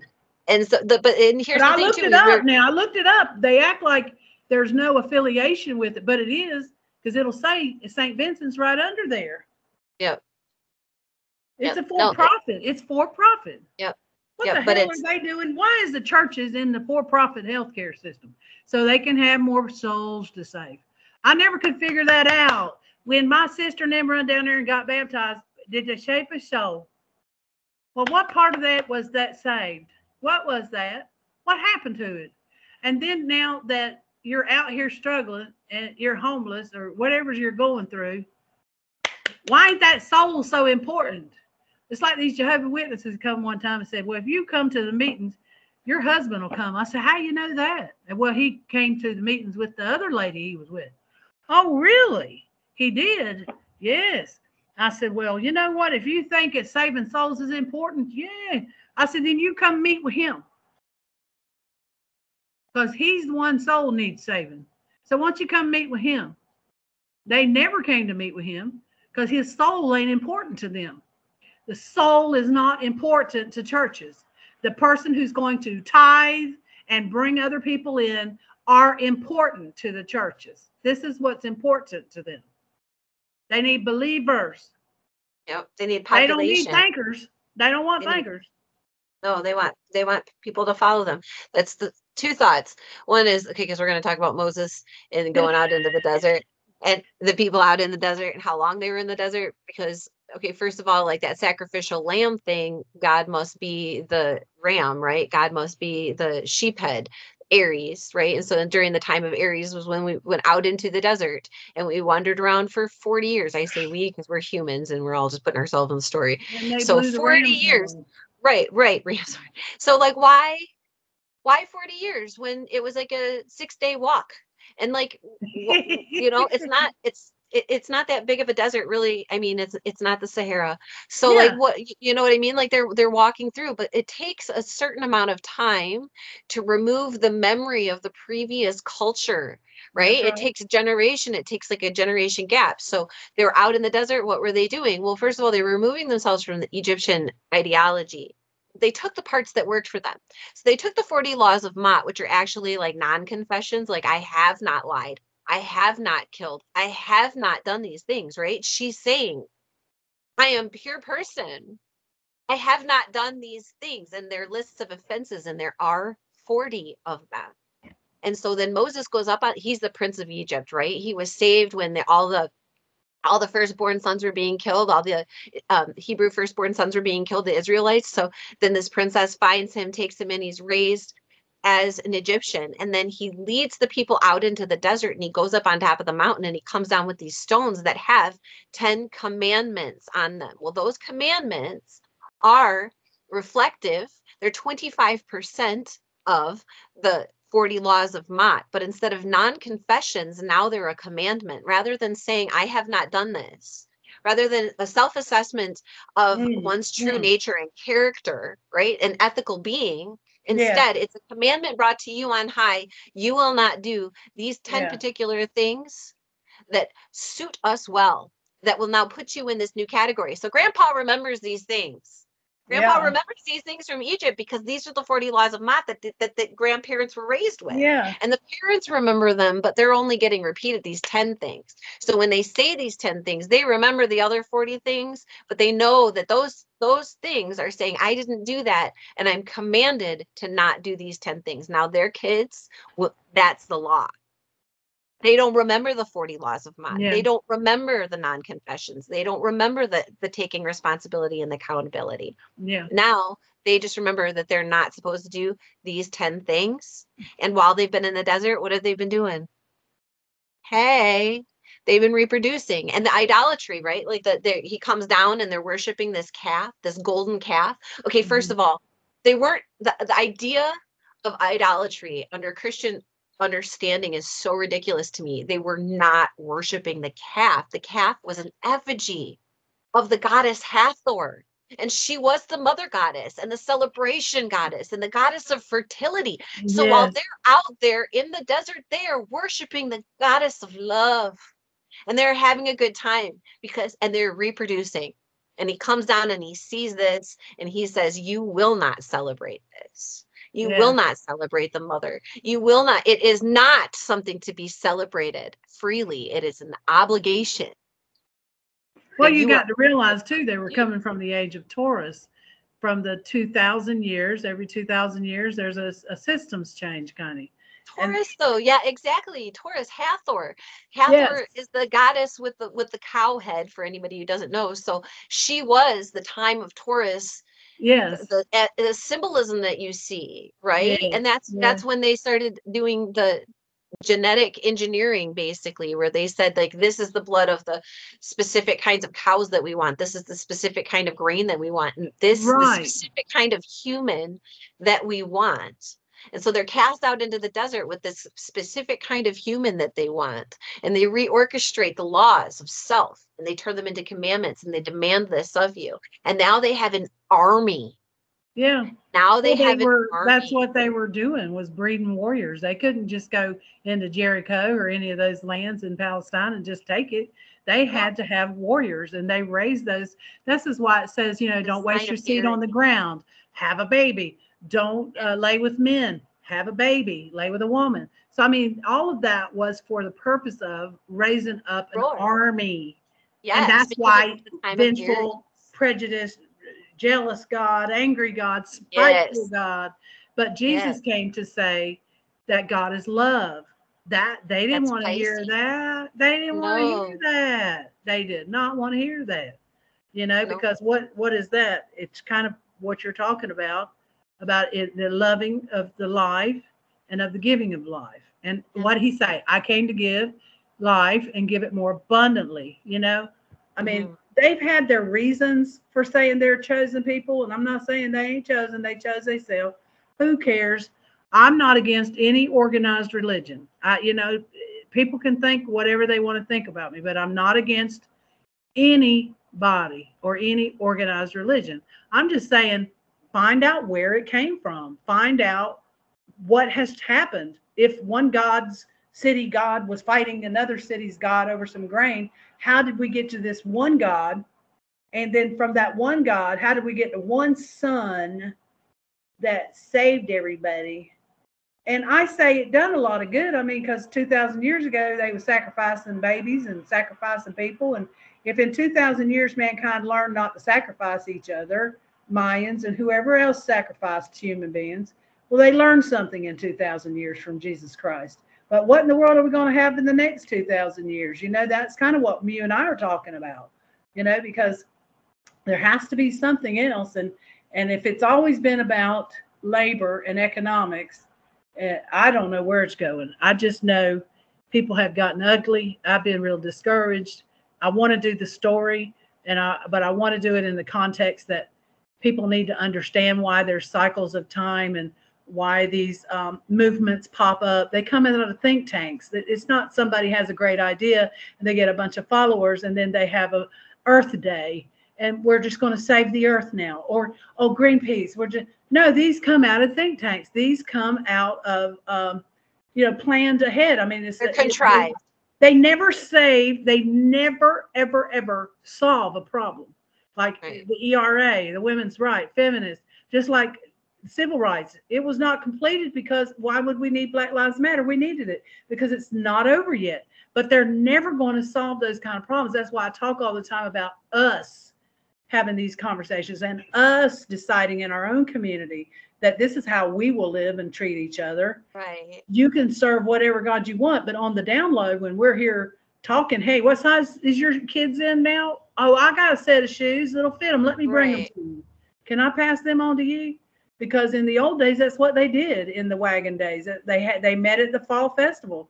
They had equinox spring gatherings, and people traded clothing. People traded what they didn't need. And nowadays, if something's sitting out on the side of the road, you pick it up, you'll get arrested. You'll get a ticket. And It could be that's sad. right. And in Like, Brooklyn, you don't trust it. well, this girl showed me in Brooklyn, they leave it on the stoop, and like a coffee maker, it means it works and anybody can have it. I thought, well, isn't that nice? But down south here, don't get caught doing that. Because I'm telling you, these people act like, well, they just rule the world heavy-handed.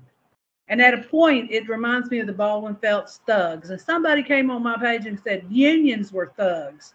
Excuse me? If you back somebody up in a corner far enough, they're going to come out swinging.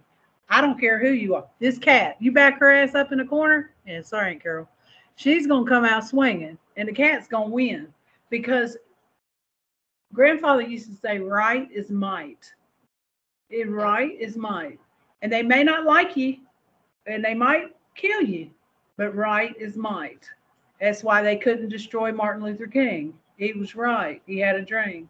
It's why they did. Any of them that has tried to affect change will become a martyr, and they sacrifice. It's like a sacrifice that they do. So there are still human sacrifices. They're just a little bit more covert.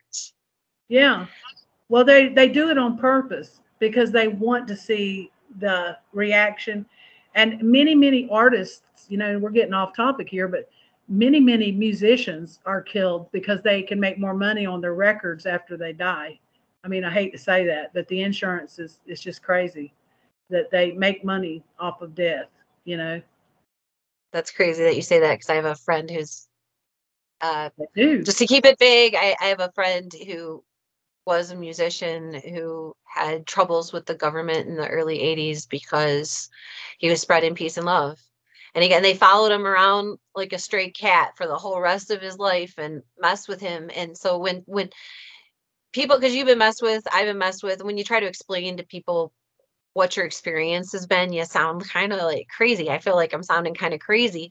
But then I, like run across other people who had similar experiences, and it's really like, okay, no, that was real, that Real. thing that happened, that you were actually, like, it's not some movie, it's not some show on Netflix, it's real Oh life, no, and there it's were real real life. people. And if you're touching a button they don't want you to touch, they will let you know that you're touching it. And if you come at them honestly, like what we're doing right now is like going to be threatening to some people, and that's not the intention behind it at all. And I hope that it opens some people up a little bit more, but I Yeah. hope that it Yeah. also helps some other people understand that those things, those occurrences, those behaviors, they're real, and that we are experiencing them, and we're telling our truth anyway. So Yeah. it's worth listening to. It's worth listening to. It's worth considering. It's there. We're kind Yeah. of putting ourselves out there. Like I've had enough. I've had enough people. Like I'm just gonna say it out loud because of, well, fuck it, right? When I restarted my computer, I turned on Skype to call you, and my microphone wouldn't come on. Because it's always some dumb shit, right? It It's is. always some dumb shit. It's my mouse pad, it's my microphone.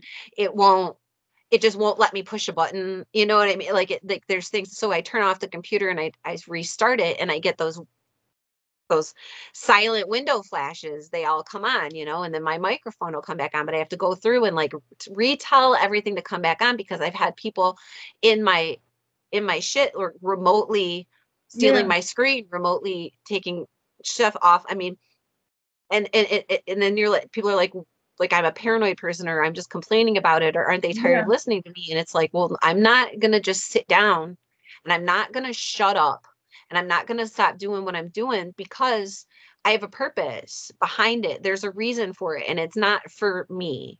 It's for the next generation. It's for 50 years Yeah. down the road. It's for 3 generations from now, when whatever weird, strange shit that sounds irrelevant to Yeah. you or to them or to whoever is such an integral part of that generation's life, that what I'm presenting, what you're presenting, what we're saying is just Yeah. common sense, and it doesn't become that without these seeds, without these discussions, without this dialogue, without opening up the lotus flower and letting it become this new thing. And if Yeah. we don't want to be indoctrinated and inculcated into someone else's agenda, then we have to have these Have to. conversations and put ourselves out there. And Yep. you know what I mean? And say, you know what? I know that you put that star on my wheel. You know, I know. I heard about that lady and the duck in her backyard, and it all sounds so weird and strange and cryptic. But if you know, Yeah. you know, and you know, you know what I mean? And Yeah, and the thing is that it's, I see you. I see you. well, it's so covert. That's the other thing. They're so covert. And like when I left the party in 2014 and quit politics, I think I went through about 4 computers and 2 phones, and I mean, it was awful. And people don't know, but your computer can be sitting at your house turned off. They can download pornographic pedophilia on your computer. They have the satellite technology to do it. Yep. They Yep. don't need a Wi-Fi internet, and your computer doesn't need to be on. They can do all kind of Absolutely shit to not. you if they want to do to Yep. you. And I can remember my grandfather said to me, because I have an uncle named Archie, who was a communist, a card-carrying communist before it was such a bad thing. They had meetings like a Republican Party or Democratic Party, and in the 30s, in the 40s, he was going to meetings and he couldn't get a job. He got blacklisted. He ended up shooting himself and killing himself. And grandfather said during the McCarthy scare, he was the IBEW business manager for Appalachia Power and Coal. And he knew that they had been harassing and following Archie and doing all the shit they did to his brother. And he said, Jeannie, one day they pulled up and I saw them. He said, I got my shotgun. He said, and I went to the door. And when they knocked on the door in their little business suits, I just pointed the shotgun at them. And I told them, get off my property. And they asked me my name, and I told them, that's none of your business. I want you off of my property. This is private property. And he said, and they had to leave because it was my property. I was inside my house. And they never, ever chased my grandfather down again. They never tried to have a conversation with him or nothing. So all these years later, I'm trying to do a Freedom of Information Act on Earl O'Neill. I want to look him up. I want to see what did they write about this man answering Right. the door with a shotgun pointing at him. But you ain't asking me no questions. I ain't answering no questions. Get off my property. Right. Do you know I had a credit card on file? And they say it could take this long a time. And I had his social security number. He was dead. So I should have been able to access anything they had about my grandfather. They don't have anything. Then I'm in Washington, D.C. I call them and they say, oh, you have to give us a week's advance knowledge that you're coming. We can't just pull it up in a day and have it for you. So although you already have a request in, and this is your request number, we can't accommodate you in person. And to this day, I have never gotten any file on my grandfather. I doubt I'll ever see anything about him. No, you No, won't. no, because it's just insidious. And the thing is, they use the internet to make you think you're crazy. You will Well, think see, you're crazy. just now, like when you started saying that, and then I got a smile on my face, and it was like a very inappropriate time, but it was because when you did that, I got a notification from my cybersecurity saying a device has joined the conversation. And Yeah, I'm like, we're talking about it, and just then have like this fun with happens. it. And so I was looking for it because I was like, I'm gonna screenshot this shit, but I have to do it after we get off the phone. But still, it's like it's real. It's really It is happening. real, They're and really real there, and it has to be addressed, or at least well, Edward Snowden blatant warned us. He to. said that they are spying on U.S. citizens um, more so than Russians, and that upset him because if the Russians are our enemy, China's our enemy, why are they spying on us? And this was from the, this was before, around the time Obama was elected, 2008. So, I mean, we're all good Americans. we're paying our taxes and doing what we're doing. Why are they spying on us? Why are they afraid? If anything, I want to see this republic become a shining light to the world and a beacon of hope and be what it was supposed to be by our hermetic founders. The founders were not Christians the way they act like these Christians are today. If they would just do a little study, they would find out these are hermetic principles that the founding fathers were a part of, but people don't want to know. And they're so easy, like I said, they're easily led. And I ain't hating on nobody, but I just think that when this story comes out about provocateurs, saboteurs, and propagandists, it probably will upset a few people. And I reckon that's a good thing at this point. I think it's an excellent thing. The founding fathers, they were a specific kind of hold on a second, I'm looking it up so I could get okay, deism. Theism, yeah. Oh, deism, Deism, yeah, not theism. Yeah. Deism is where the God is, right? Yeah. Deism, and here goes. So many founding fathers, this is from AmericanProgress.org.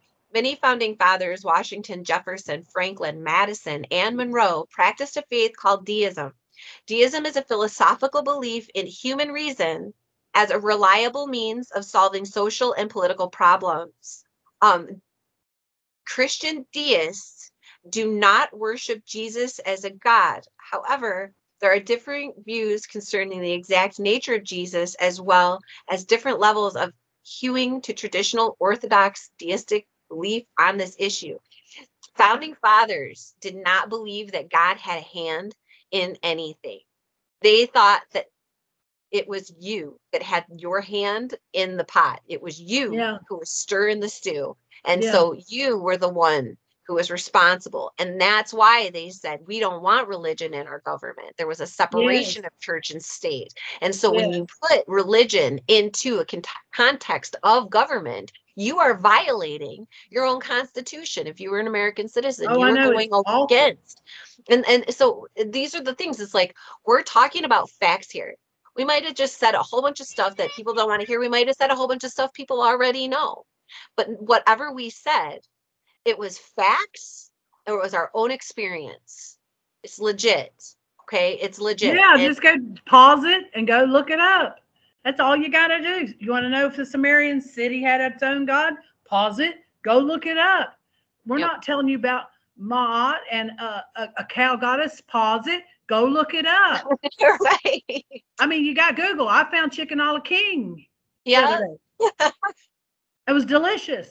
If I do say so myself, I probably shouldn't have, but it was delicious, but that's what I'm finding, is that people like yourself that I feel that I can, be empowered with, and then I get a little more resilience. Then I come back a little bit, you know what I mean? Because it's been hard. Yeah, but don't own other people's stuff. It's identifying more about them than it is about you, and it's showing you that, I mean, if you've got haters, you're doing something right.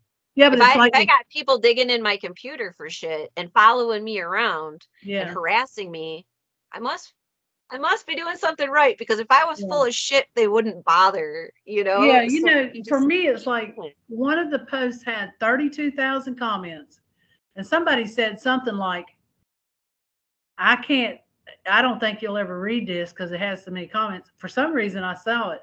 But it's not like I can see 32,000 comments. Facebook doesn't show me all the comments.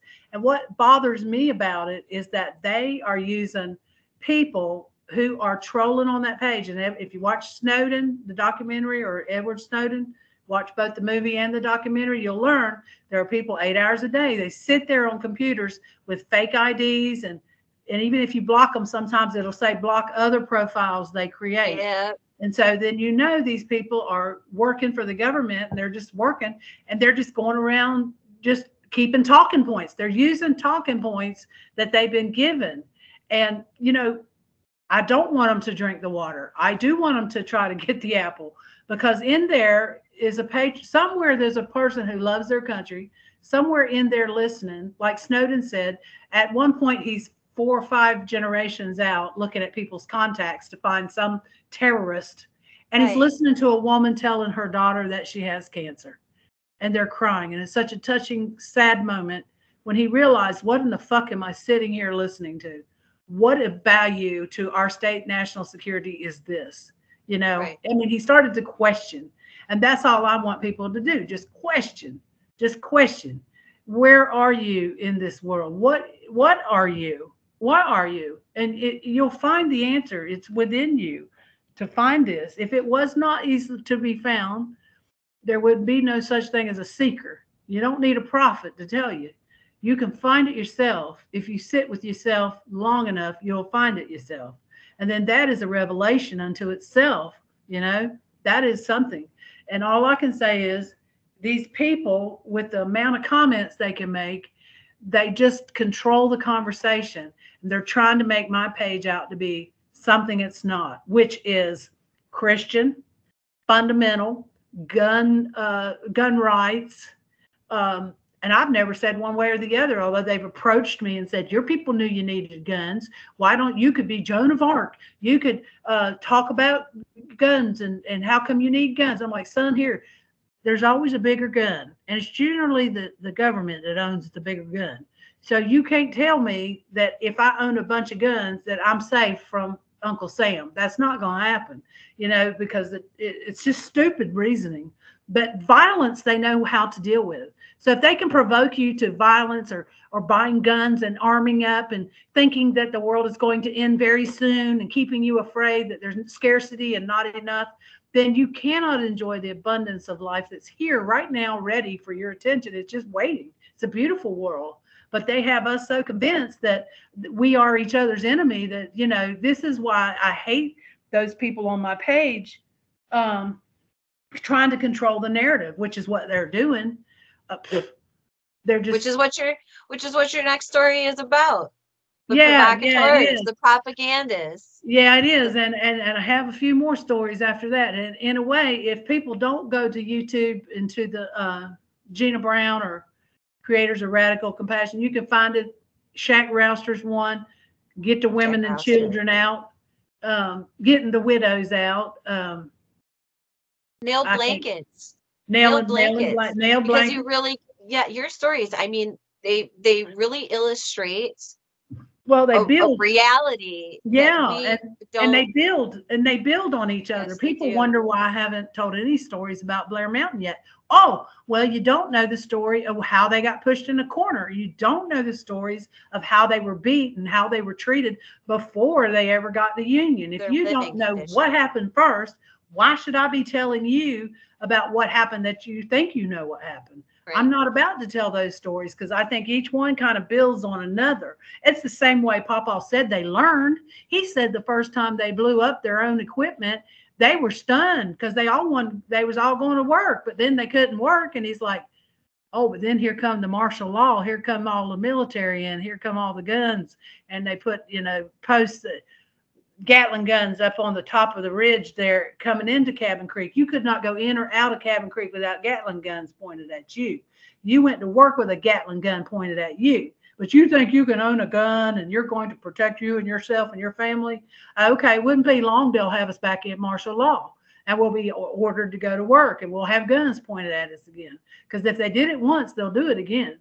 Don't think they won't do it. They don't even need half a reason. Like Papa said, when they was sabotaging their own equipment, it puzzled them because that wasn't on their agenda of things to do at that time, okay? Because they already had the Union in other places, and they felt like if they could just get enough people that to have this Union, it could go fairly easy getting this Union.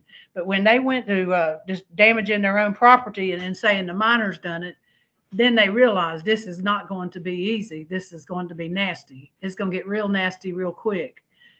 And that's what Mother Jones told them, go buy some guns because the shit's going to happen now, because you cannot be blamed for violence if you don't defend yourself. You have to defend yourself. That's the survival of not the survival of fittest. I hate that. but it is the right to survival, the right to your progeny, the right to live and live abundantly, as Jesus said. You have to have that fire in the belly, is what Papa called it. You have fire in the belly. And that intuition, that gut feeling will always tell you when something's right or something's wrong. I'm not asking you to have faith or believe. I'm just saying, trust your belly. Listen to your belly. It has a mind. It's telling you what to think. And if you hear that little voice say, you better take your keys. Well, by gosh, if you go out the door and you forgot your keys and you happen to be at mom's house and you don't have the key to get in mom's house, oh, I remember it said I should have got my keys. That little voice is God talking, but people don't know that that's God talking. They ignore it and they just don't think it has much of use. And it doesn't. It will actually be quiet after a while. It'll quit trying to tell you anything because you're not listening to it. Well, it's hard to hear it when you're so focused on eating, when you're so focused on keeping a roof over your head, when you're so focused on trying to feed your kids. Your instinct, it's because what it is, that we go back to that reptilian, instinct, intuition, all of these natural human states that help us regulate ourselves and keep ourselves in safety are inhibited by the threat of starvation. Yeah. And violence. And so we revert to violence. That's how they keep through. They put this threat on you. And then, but the first thing first, we have to make it your fault. Yeah, of course. So they blow up their own machines so that they can put in state martial law. They'll end up calling me a liar about that, I'm sure, in the future somewhere, because when I first said that to somebody at the archives, they were shocked. No one had ever said that to them. Oh, so that's not something they want. No, it's not something Massey Coal Energy or any of those coal companies want to hear. They don't want you to know Rome 101. They don't want you to know the playbook. No. They don't want you to know. But that's okay. People can come talk to us. We'll give them the 101. You'll give them the playbook. We'll give them the play-by-play. Well, that's Jeana. My daughter last week, there was a guy that was, I don't know, he's doing some kind of thing. Oh, he's doing archaeology, digging up, trying to find the tent colony, see how they live, and I think that's real cool. But I was telling my daughter that he's going to call last week, and I was going to talk to him a little bit, and I said it says in the paperwork he sent that he wants to know how that violence affected our families and what was passed down because of being affected by that. And I'll close with this. I said, well, what do you think, Amber? She said, well, don't trust the man. We don't trust the man, Mom. That's what you tell him. We don't trust the man. That's good. That's number one. Number two, what I would like to share is you say, please, you say, thank you. You say, pardon me if I stepped on your toe or I bumped your buggy in the store. Pardon me, because it was my fault. But if you bump your buggy into me and you step on my foot, I say, excuse me, because you did it. Now that was explained to me that is it. No honey, baby, sweetie heart, sugar pie, yes ma'am, no ma'am, none of that shit, because it's classist. And yet they got people in West Virginia believing they are south of, and they are south of the Mason-Dixon line, but they got people nowadays that think honey, baby, sugar doll, sweetie pie, honey, yes sir, no sir, all that's being polite, but it's not. What I was taught is that's classist. And when you say yes, ma'am, to someone, you're saying they have an authority above you. And I told grandmother, I said, grandmother, they make us say that down south. If I don't say that, I'm in trouble. She said, you say it down there if you have to, but you don't say it in my house. Don't you ever say yes, ma'am, to me, ever. All you have to say is please, thank you. And I told him that, but that's lost on a lot of people. But I taught my children the same thing. That's all they need to say and do, That's little things like that bring us back to power, give us back our power. Because you even the playing field, you even the scales. Yeah. Well, I'm a human, you're a human. I bumped into you, pardon me. You bumped into me, excuse me. You know what I mean? I'm a human, you're a human. No one's above or below anyone else.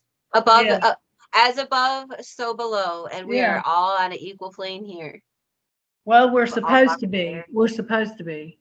And that's why I say if soul was so important, as if they have all these souls gathered and now they can enter heaven, and they have been such good leaders that they brought this many souls, like you're saying, fishers of men.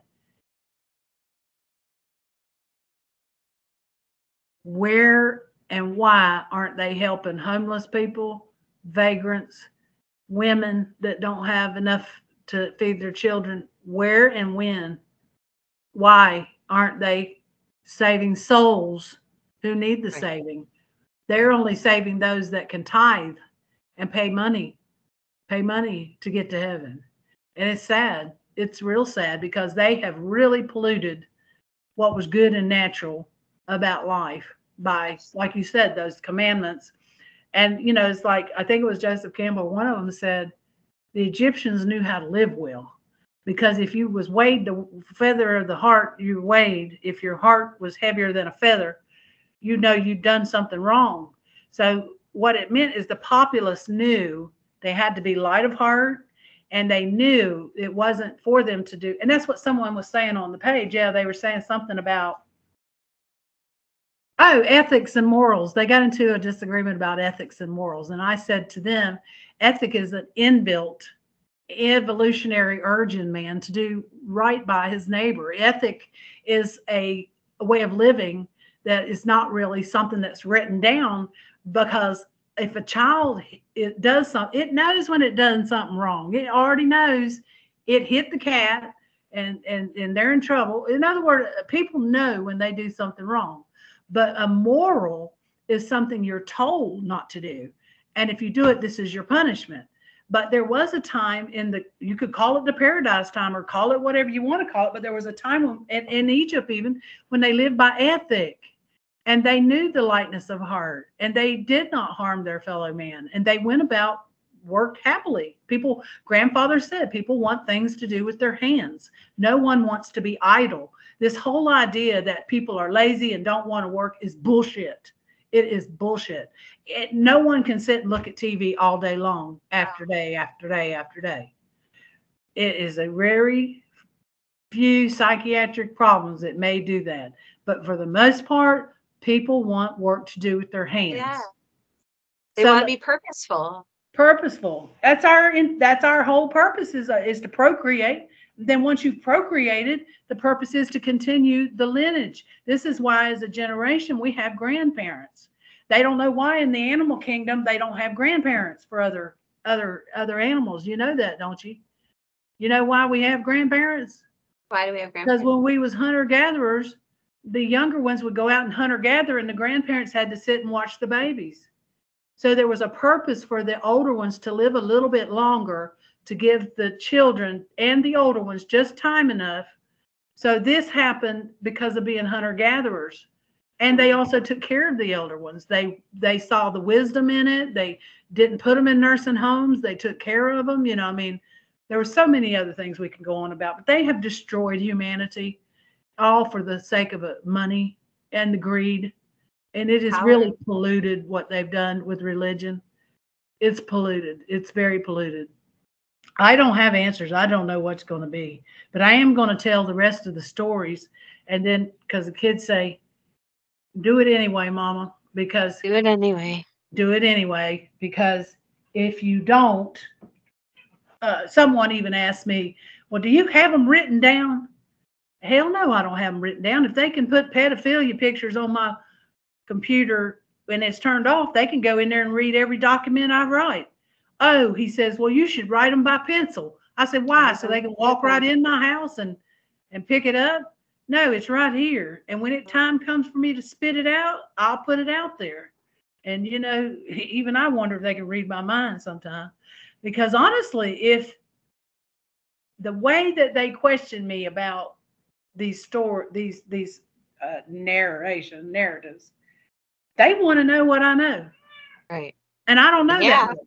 I don't know that much. I don't know that more much. than them. Well, about this. Let's just say that I think they don't want the American public knowing how brutal our labor history is to Black, white, and immigrant.